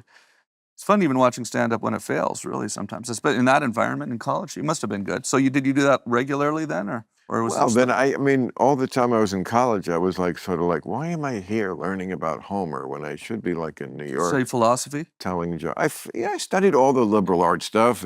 I got an English Mhm. major degree, but history, English, classics. I loved mine. The education they gave me at Cornell, I cannot front. Awesome. And I'm a different person because of it. Yeah. One who can survive in a cocktail party with anybody. Yeah, yeah. Not dominate, but survive. And not be laughed out of the room Right. with any group except astrophysicists, not science, but Yeah. anybody. They don't party anyways. But so I give, Astrophysicists, they don't really ever go out. well, I think Neil deGrasse Tyson gets down. Oh, okay. I know. Yeah, I guess I've you been know out more than with I do Neil. about. You've probably No, met he's more. just You've met more astrophysicists than me, so I wouldn't really know. I was just speaking off of a hunch, basically. He's just a fun guy. Yeah, yeah, You know, not only when you see him on my Sure. show or any show, but like I've been with him at Seth MacFarlane's parties, and Yeah. you know, he's just a great guy to hang with. And you don't always, he doesn't always want to talk about astrophysics. Yeah, yeah, He would like actually a break from that, I think. yeah. Like, but people, Yeah, it's because do people come up and ask him sort of technical questions that they really need answered I about mean, like the it's universe? just it's like seeing Rocky and wanting to punch him in the jaw. Right, right, right, It's just right. it's I don't want to talk about the wormholes or string theory anymore. That's it. Who else are you gonna like Yeah. throw that question to? That So I see an asteroid is heading toward Earth. the astronauts, I said I coming- see an asteroid is heading asteroid, toward yeah, Earth. absolutely. What? Yeah, I know 2032. Yeah. Yeah. And there's also, I thought you were talking about the astronauts that are stuck up there. You know that are. No, I just think it's a great conversation yeah, it's a nice, breaker there. absolutely nice. I see an asteroid. The entire planet is going to be destroyed in 10 years. What are you planning on doing about It's that? a good question. 7 years actually, Oh, is it? Tom. But yeah. I was never really good at math, but yeah. well, 2032. Okay. I'm torn Is it really between 7 years? Okay. trying to survive Mhm. and kissing my ass goodbye. Saying making an extra effort to survive 7 years so you can see the asteroid, or would you rather just I mean, if it's not gonna, have to witness if that? it's going to hit and wipe out all life on Earth, I want it to hit me right in the head. Right, right. Please make it a I direct don't hit. want to be. Yeah. I want to be part of the cleanup committee. Yeah. Now, why do you think they're so exasperated by this? Because I assume it's the same reason why the dinosaurs were wiped out, because it's Yeah. not the asteroid itself that's going to dent the Earth so No, bad. It's that it creates Yeah, the whole atmosphere is full of dust, and There then the you go. sun is bluffed out, and That's it it. becomes frigid winter, and we all Yeah. freeze to death. that. Except for those few hardy enough ones who dug little shelters for themselves and lived off freeze-dried noodles for the next generation, essentially. How do you think it would Do you want to affect? be part of that group that ate freeze-dried noodles underground for a generation to try to repopulate the Earth, or would you rather have a direct hit? You say direct hit. Well, when you put it that way. You get to continue. You could probably open up a little, comedy club in there or something like that. Keep everybody entertained. Repopulate the Earth eventually because of you keeping everybody. Underground There'd comedy. be stuff to do. Literally underground There'd be comedy. stuff to do. Yeah. So when you built the studio here, has it been? This has got to have been a lot of fun, right? Like, I'm telling you, it's fun having. It hasn't changed at all. Yeah. It's Well, just I'm not couple of- talking about the structure. Just when you put the cameras in, and started doing the show here, that must have been a lot of fun, right? I mean, are you? What's fun is that I wouldn't be here with you without it, Yeah. which is a shame because I'm having such a great time. Yeah. Yeah. I always liked you. I mean, I was disappointed we never got to be friendlier when you were the neighbor. I always thought you were just an innovator. And, you know, so that's what's great about a podcast is that it's like you can summons people. No, they don't have to answer the summons, Yeah. but it's like, I Yeah, would like to talk to you. So I had built a studio in my house in 2005. I had a lot of people over and did a lot of interviews, and I got to make so many good friends. I got to know Norm Macdonald, I mentioned, Right. who I was idolized growing up, but then I got to know him and become friends with him. But he that's a great thing about doing this. It's fun. So but you've got you've got a studio here. There's Yeah, we have to. I mean, look, I'm trying to make it the least like a studio. Yeah, no, for sure. Yeah. But yeah, there has to be cameras and people operating them somewhere, I assume. I don't get involved with the details. So other than Johnny Carson, before 1980, who was your favorite? Well, I'll tell you who else was including David Letterman. Okay. David Letterman didn't come along till That's 1982. That's why I say before. Right. It was out of the all of the others. Right. Merv Griffin, Jack Parr. I mean, the people. Steve Jack Allen. Parr was before my time. Did you like Jack Parr? I bet you liked Jack Parr. As I say, before my time. But I mean, have you gone back and looked at his All work? I know about Jack Parr, no, I really haven't. Oh, really? All I know about Jack Parr He was great. is that my parents spoke well of him. Oh, yeah, yeah. But my parents are sophisticated.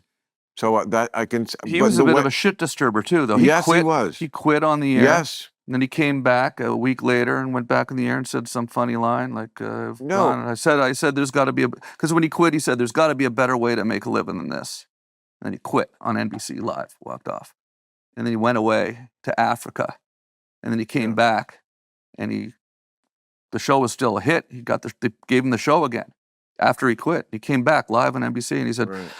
I went and had a look, and when I left, I said there was got to be a better way to make a living this. I went and had a look, and it turns out there isn't, and then he continued the show for like another, I don't know how many years, few years, not too much longer, but, and then it's it was amazing Steve Allen after that. It's amazing that he had to have that revelation. Or no, it was Johnny Carson after Jack Parr, right? Yes. Steve Allen, Jack Parr, Johnny Carson. Correct. Yeah. Jack Parr, I know, was 57 to 62, so I was a toddler.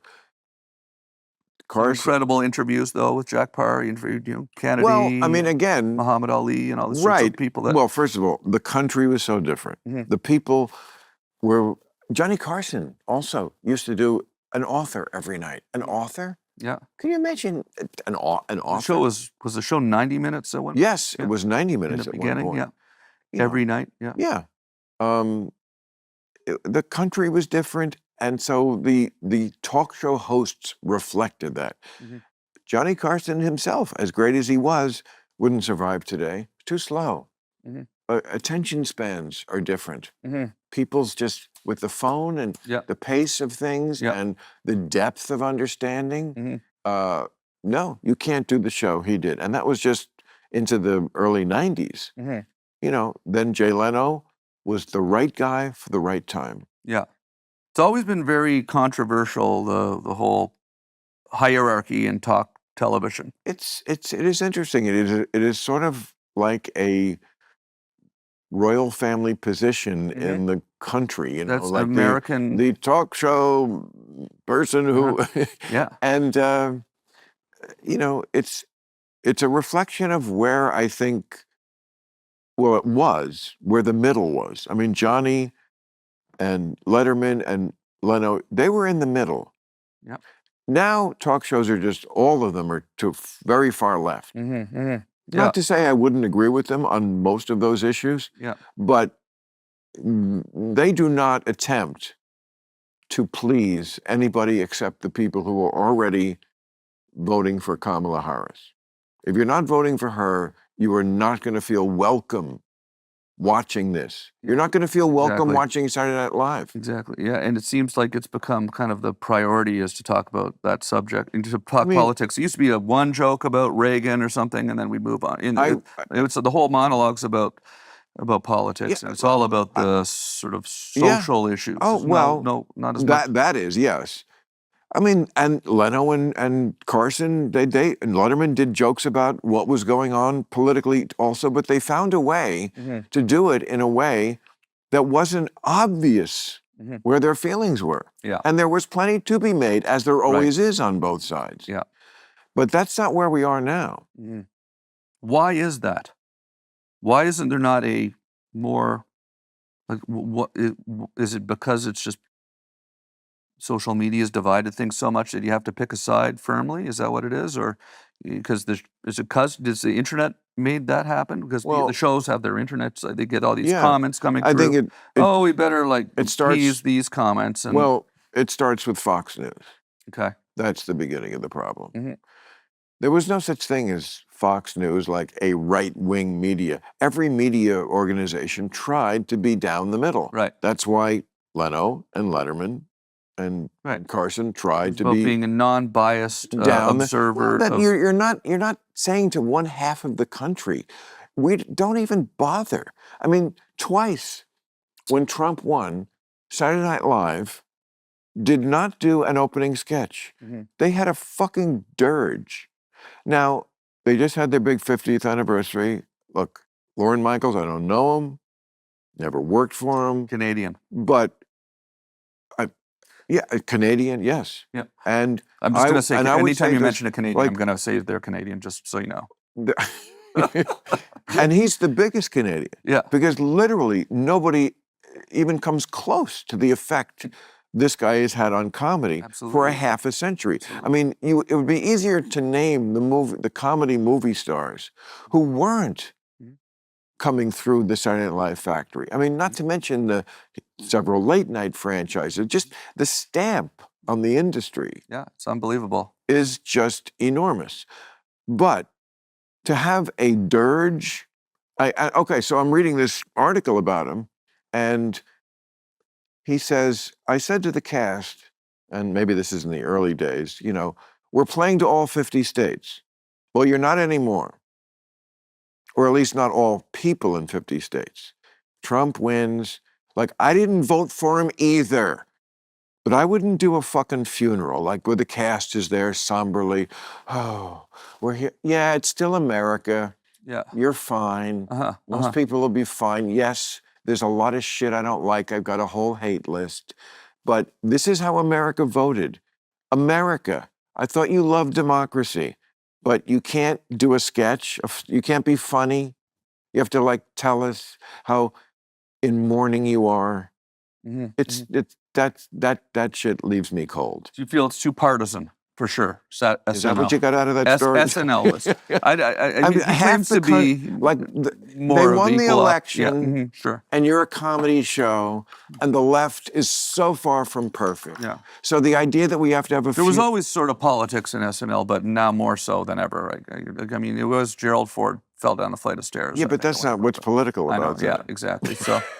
So yeah, so why is that though? Why has everything gotten so political? Because That's what I think it began with Fox News, right, exactly. and then I think they politicized newsgathering. It's not the internet; it was cable TV. I think that's the beginning. When the beginning of the division happened, because it was competing for viewers, Yeah. he had to split the audience and right. Well, first of all, they felt that there was three channels, and Walter Cronkite's on at night. Well, they can be non-biased and or to be central and then when the cable came in. Now Fox News would say, yeah, CBS never went right wing and NBC went left wing back in 1953 to compete against each other. Exactly what I'm getting to. Yeah, Fox News would say, not without some merit, that it was necessary to have a right-wing media organization because the majority of the media had gone so far left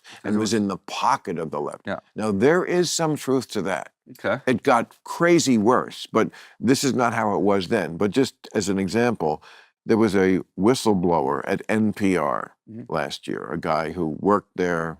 I think his name was Uri Berliner, okay? And he just didn't like the fact that you were squelched if you tried to present anything other than the super, super duper far woke left point of view on NPR. Right. So it comes out that of the 87 top managers at NPR, the number who voted Democratic was 87. Right. Okay. Now, even if you're a Democrat, that's not a good thing. No.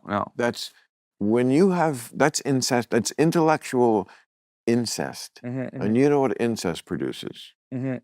Well, it's is it just because is it regional? I mean, you travel around the country, so you know is that what it is? Just because most television has always come out of New York and Los Angeles, I guess, right? So this is what happens. Well, yeah, I mean, the media definitely has an enormous effect on how the country's mores change, often for good. Gay marriage would never have happened if Americans didn't see gay people in sitcoms acting like regular people. Right. Sure. And not horrible people. Sure. And people you love. And TV, and that was a great thing. That happened after cable too, you'd say? Well, that happened, when was Will and Grace on? Yeah, so cable. When the TV expanded, there was, But it was a network show. Yeah, network show, yeah. And I'm sure there were other shows. And, you know, I mean, when I was a child, it was a scandal because at the end of a duet in the late 60s, Harry Belafonte, a black man, like planted, I think, a little kiss on the cheek of a white girl and like lost all the Southern affiliates. Yeah. Okay, and then at some point, Tom Cruise kissed Thandie Newton in a mainstream movie. William Shatner, as well, Star Trek. Kiss green chicks. Canadian, by the way. Yeah, and has sat there in that chair twice. It must be fun to hang out with Shatner. I love him. Yeah. I love him. You know, he was my first landlord in Los Angeles. I thought you were going to say first lover. No, but no.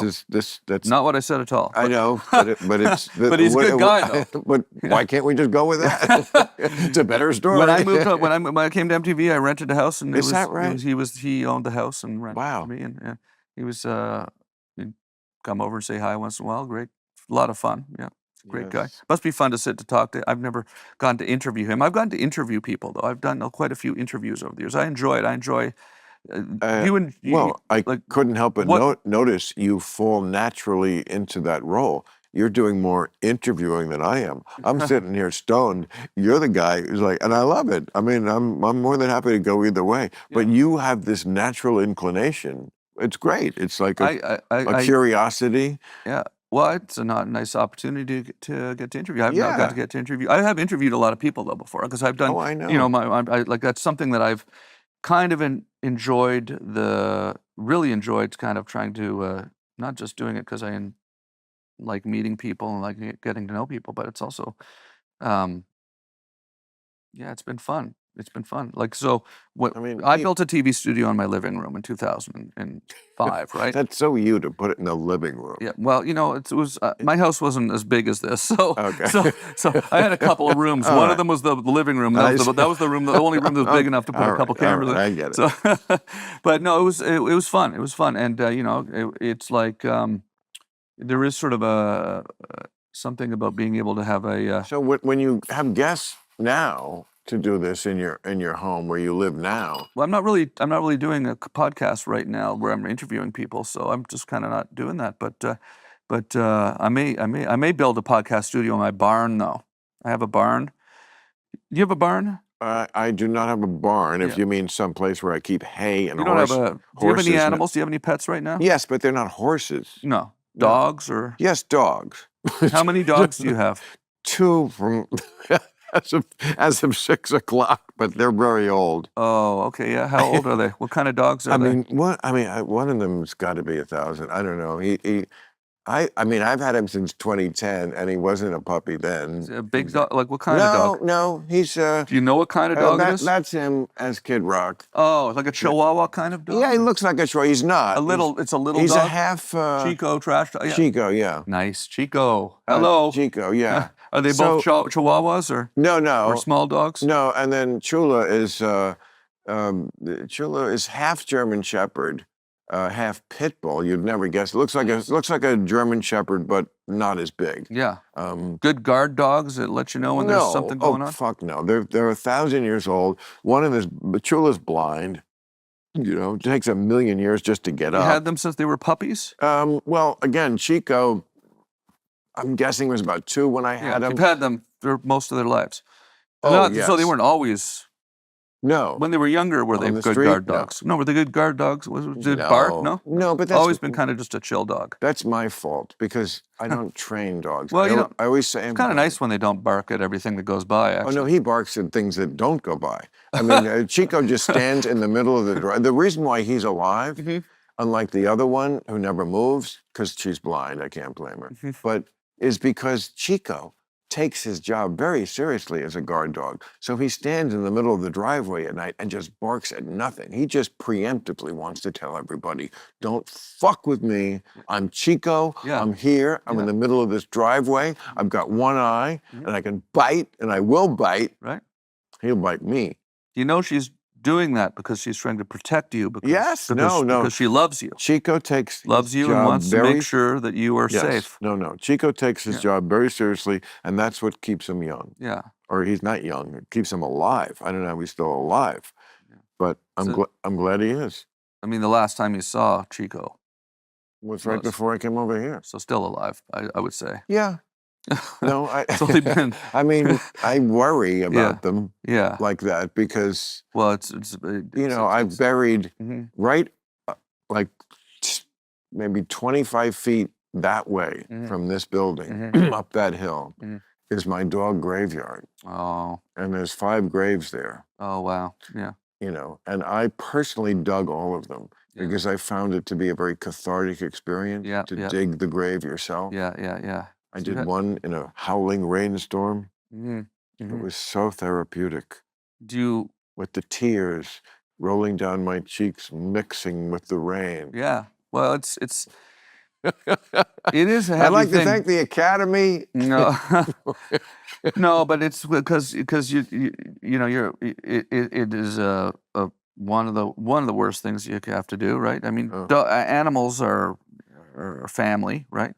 These are family. I had 2 huskies for 15 years. I went through that. It's a horrible thing, right? But you have to kind of move on, and they had great lives. I'm sure. They all live. Yeah. You'll appreciate this from apropos to our discussion there about people in the middle and all that shit.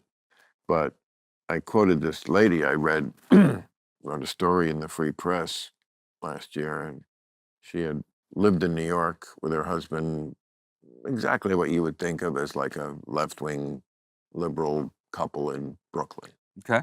Not bad people. Again, I would probably agree with them on most issues. They decide to move up to the country, just like you did, but this is upstate New York. Sure. And The Poconos. Well, that's Pennsylvania. Oh yeah, right. So what I'm thinking of It's closer to where I went to college at Cornell. Okay. Yeah. Ithaca, New York. Yeah. Ithaca, New York is like outside of Cornell. Yeah. You'd think you were in Alabama. Yeah. No, I mean shacks. Yeah. And like meth, that kind of stuff. Okay. Like as soon as you get out of New York. There's a lot of shacks and meth in Alabama. You said you'd think it was like Alabama. I've only you said been shacks and meth. I'm just like, well, there probably is a lot of shacks and meth in Alabama. I think I'm not saying this in a put down way. No. But I want to clarify. Appalachia. Yeah, sure.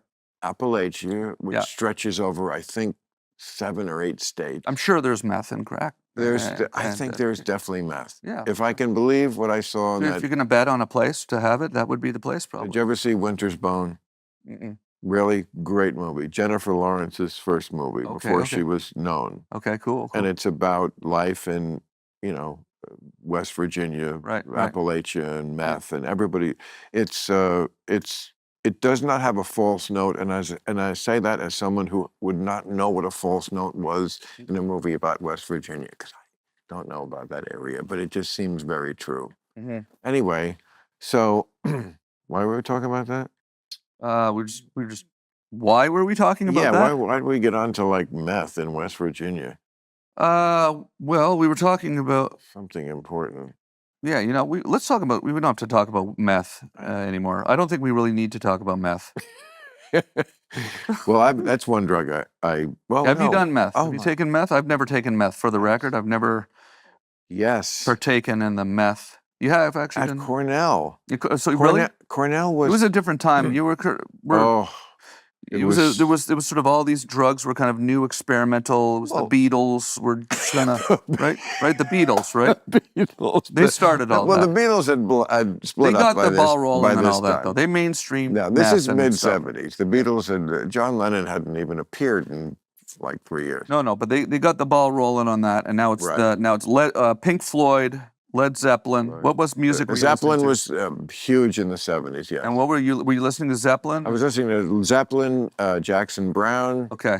Those were my two big ones, big go-tos. Do you listen on a record, on vinyl? You had a record player in your sure. place? Yeah, we were still into vinyl, sure. Yeah. There were, or tapes. Yeah, tapes, right. Tapes.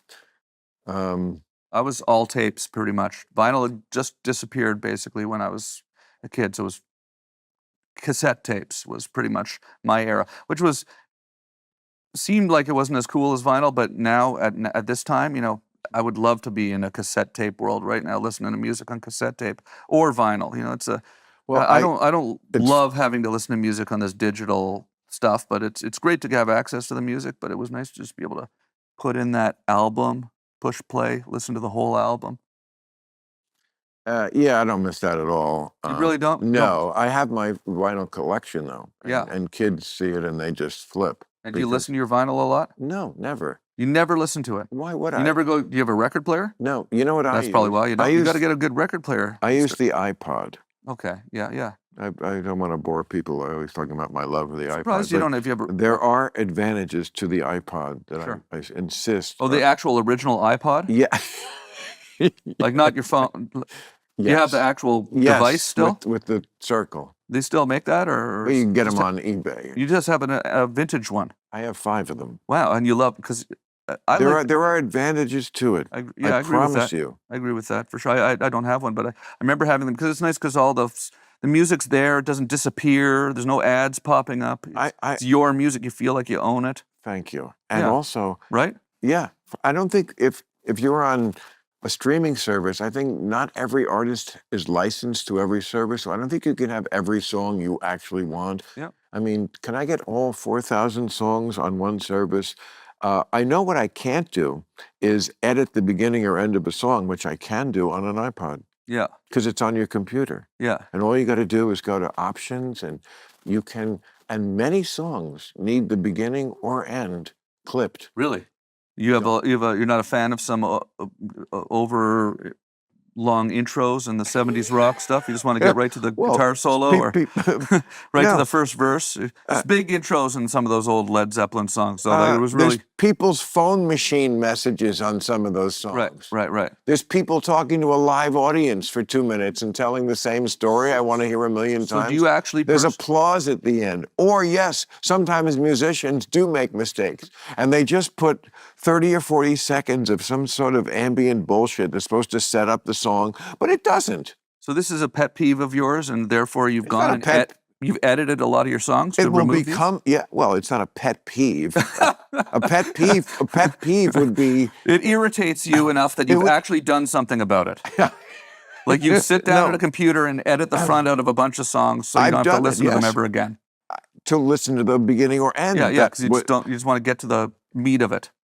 You're making it sound worse than it is. I'm telling you, I'm getting rid of stuff that is bullshit. And you're I'm just fucking around, but like I mean, know, it but is you're funny to picture you actually But I'm sitting not down going to and let you get cut away with it. Okay. The pretending that what I'm taking off Yeah. is because I'm just sort of some sort of nut No. who's only like a hook junkie. Just give No. me the middle 30 seconds of that song where they go, yeah.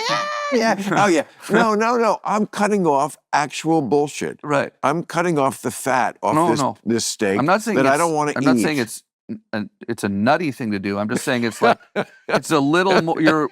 Most people would just not do anything about it. That is true. Yeah. And that's why I'm not most people. Yeah, it's not crazy. It's just a little bit more than the average person would do. They wouldn't go and cut the song, cut a little file, and only carry a vintage It iPod takes because 2 it's seconds. the only thing that allows them to do that. They just listen to a different song without the intro they don't like or whatever. It takes 30 seconds. Yeah, that's All you- cool. all No, you that's got- cool. I like that. The sound quality is better too, I think, than through the internet. The sound quality is actually better.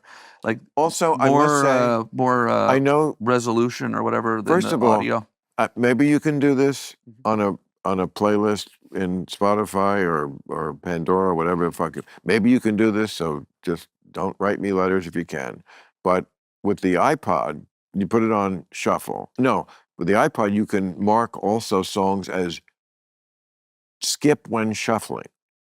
So in other words, of my 4,200 songs, Right. You won't get this. I don't want to hear Christmas music Right. on shuffle. Mhm. And there's other stuff I have in there, yoga music. I don't. Yeah. So I marked all those. Or even particular songs in general. There's Specific some. songs. I mean, I don't want just like upbeat songs, ballads, or no, but like comedy record. No, that's not going to come up on shuffle. Yeah. You're listening to music. It's music. Yeah. Some of it might be slow, some of it might be strong.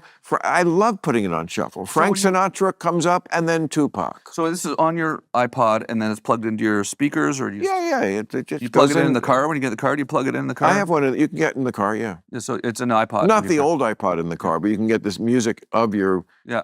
Yeah. That's cool. Yeah, it is. Music is a very important thing, like to actually listen to music and enjoy music. Oh, so important. And now you're going to say is not rational, and it probably isn't, but I also believe that my iPod on shuffle does speak to me. Like there are messages that come through with the songs that it's picking on shuffle. I mean, it's just, there's too many times, and it's been This is a bit nutty, but eerie. no. Even for you. But so you really do think there's sort of some synchronistic sort of. I think the Lord works in mysterious ways. Songs will come on. It just doesn't make any sense that would play right now. Is it possible like a lot of songs have themes of emotion and it sort of reappear throughout us? I thought of that. I sort of swear not to as God. much because a lot of songs are That's about exactly the right answer to what I'm feeling saying. bad a certain day and a sad song comes on and If it was just that simple. But it's more specific than that. So specific. Like it really is. Yeah. Wow. Like I'll be thinking about a song for a certain reason, and then it'll play the first thing up on the shuffle. I mean, it's I believe in that. I feel like the Chinese are involved somehow. With TikTok, maybe it's No, TikTok's algorithm. Saying that they're no. There is. So you're consider yourself a spiritual person? Not up until that minute, but I don't. No. So, in fact, I'm not even sure what it means. I believe in some form of energy coming from the iPod, though. Some sort of maybe that could be God. That's what I'm saying. It does rhyme. Right. I'm just saying. I'm just reporting. I'm not making any judgments or conclusions. I'm just saying. The iPod shuffle does speak to me. It does. Yeah. It just suggests things through the music that it could not possibly have known. We didn't arrange anything. I've never met this magician before. It just does it. It just does it. Mm-hmm. And I'm not saying this is a reason why they shouldn't, make it so that I can't use my iPod. But I do worry about Apple someday just making it so it just doesn't exist at all. Because, you have to, what I like about it is you can edit all this stuff like on your computer. We have a vintage but iPod. Then you have to put the iPod in the dock to transfer from the computer. Right. I mean, they could cut that off at any time. They could change the format that music's recorded on. I mean, they've already MP3s still. No, I don't know what it is, but I can't do it. All the songs are in a certain file. At some point, I did have to, get a super duper computer expert to undo something Apple had changed. With the iPod. So your iPod wasn't working for a second? It would not. Wow. Yeah, it would not Yeah, sure. Yeah, I miss owning the music in a tangible way, right? Where it just doesn't.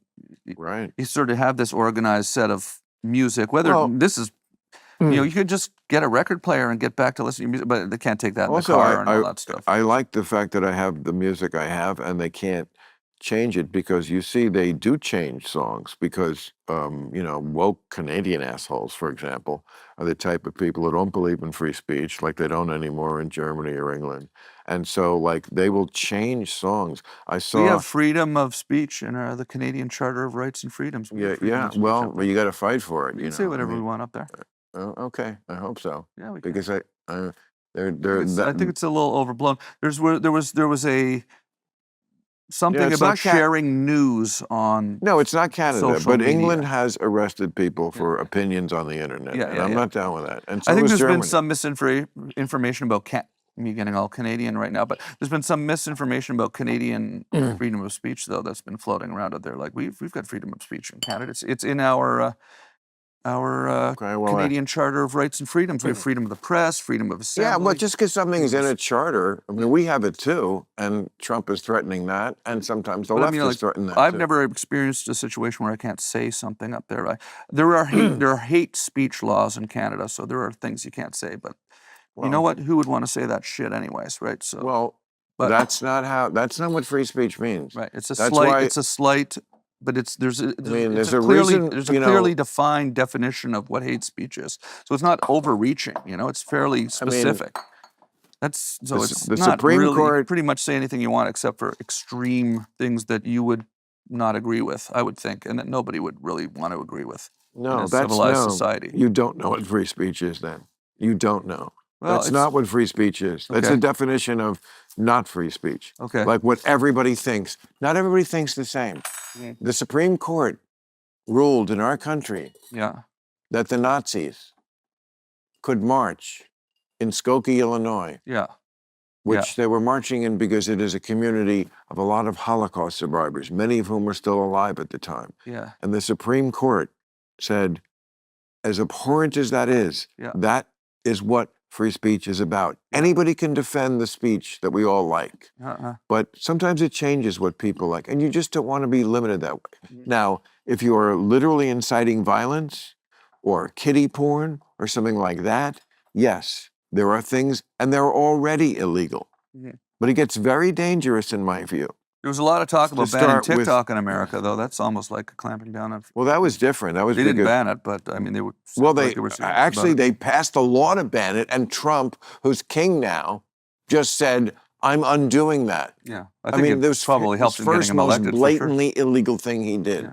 I think it probably was favorable to him. TikTok was favorable to Donald Trump in the election. So why would you want to cancel that? Well, you know what your old boss is so good at? He's so good at picking Old boss. picking off little constituencies. Yeah. Like he got it. Oh, TikTok. Kids love TikTok. What do I care? I'll say TikTok's legal now. He picks up RFK. He's like, I don't know this guy's a nut, but you know what? He's got a constituency, which he does. Like people who want to make America healthy again. RFK combines like people from the left and people from the right. People, libertarian types from the right, and super healthy moms from the left who want to have raw goat milk and don't want their kids to have unnecessary vaccines. So Trump's like, oh, I'll pick off him. I mean, he's gonna pardon this guy who was running a internet website. He's in jail. That was like, all the nastiest shit. Okay. And Trump's like, well, no, doesn't hurt me if I, and he'll get like 1 million, because this guy's got like 1 million faithful followers. Sure. Millions. He's millions genius of at doing that, like picking off these little constituency where it doesn't hurt him. And it travels through the internet he at the speed of light more than other things. He possibly. pardons rappers. It's like The Kodak Black, he pardoned. yeah. So like He's pretty lots good of rap. black guys who You like Kodak Black? He's pretty. I'm not sure I could name one of his songs, but I like his music. He's pretty. I do not know his music, and that's all on me. Why is he really great? No, I mean, I listened to it a bit. I like it, but I don't know. I'm not super aware of everything. What do you listen to when you're out on the tractor?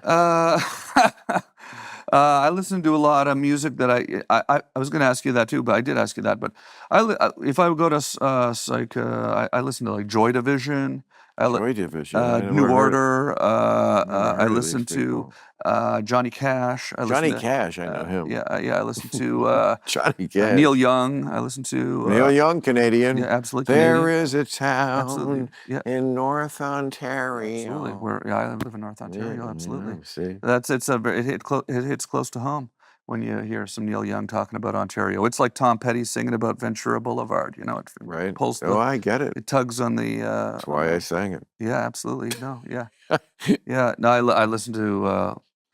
No, let me think of what else I listen to. I want to. Because when I was when I was younger, I listened to a lot of rap music, but I don't really listen to it as even the music I listened to growing up. It doesn't. You know, I don't feel like listening to.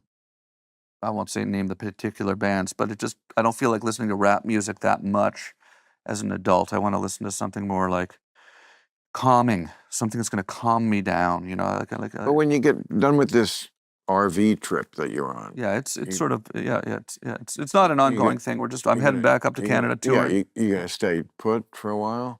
Yeah, I'm touring, doing stand-up, so I'll be going out and doing shows and working. What do you when you're on the road? Like, so how many do you do like a bunch in a row?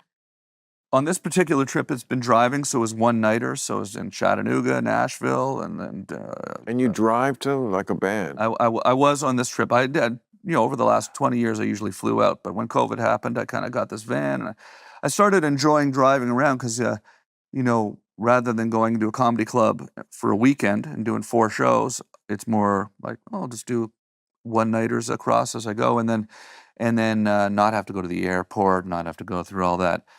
What do you do after the show? Well, right now I'm traveling with my fiance, so we're having a great time. We go, get dinner and do what a man and his fiance does after a show. Well, I don't know what you thought this program was, Mr. Green, but it's a family. No, I'm just saying, family show, saying, and we don't like but intimation. other than that, we go get dinner and go visit the city. And we have a few days off here and there, so like right now, like we're not actually doing any shows until I'm in Colorado in a couple of weeks. So I'm here in Los Angeles for a week. Here's something. I left Los Angeles and had not come back for 3.5, almost 4 years until 3 days ago. So I lived here for 18 years. I lived here for 20 years. Really? When COVID happened, I sold my house when COVID happened that I'd owned for 18 years. There was nothing that brought you here. Well, I came here to see you. No, I mean, in all that time.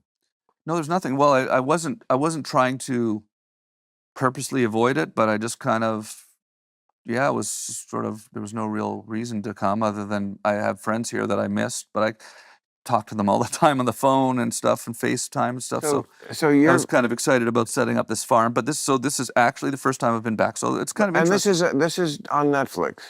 Prime, Amazon Prime. Amazon. Prime. Yeah, absolutely.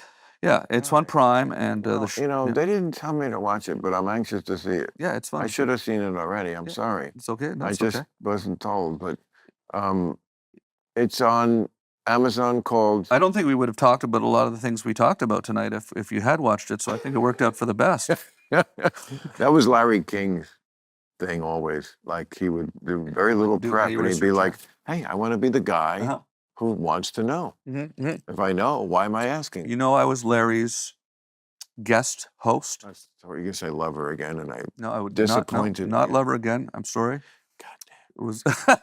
But I guest hosted his final show that he was doing there over. Did you ever do a show in Burbank in that church? A million times. Yeah. Oh, in Burbank? Yeah, when he was doing it on Aura TV. Russian TV? No, he had a show on Russian TV, which is politicking, and then he had a talk show on Aura TV. I feel like you got to know when to get off the stage. Yeah, absolutely. I mean, Larry had a great run, and I loved him. Yeah. But I thought you were talking about us right now. But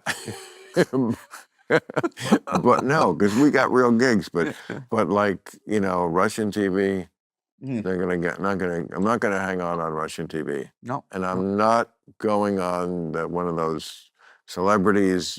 Go in the jungle. Yeah. No.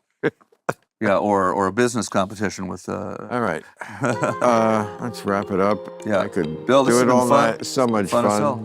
Yeah. Welcome back to the homestead. Thank you, man.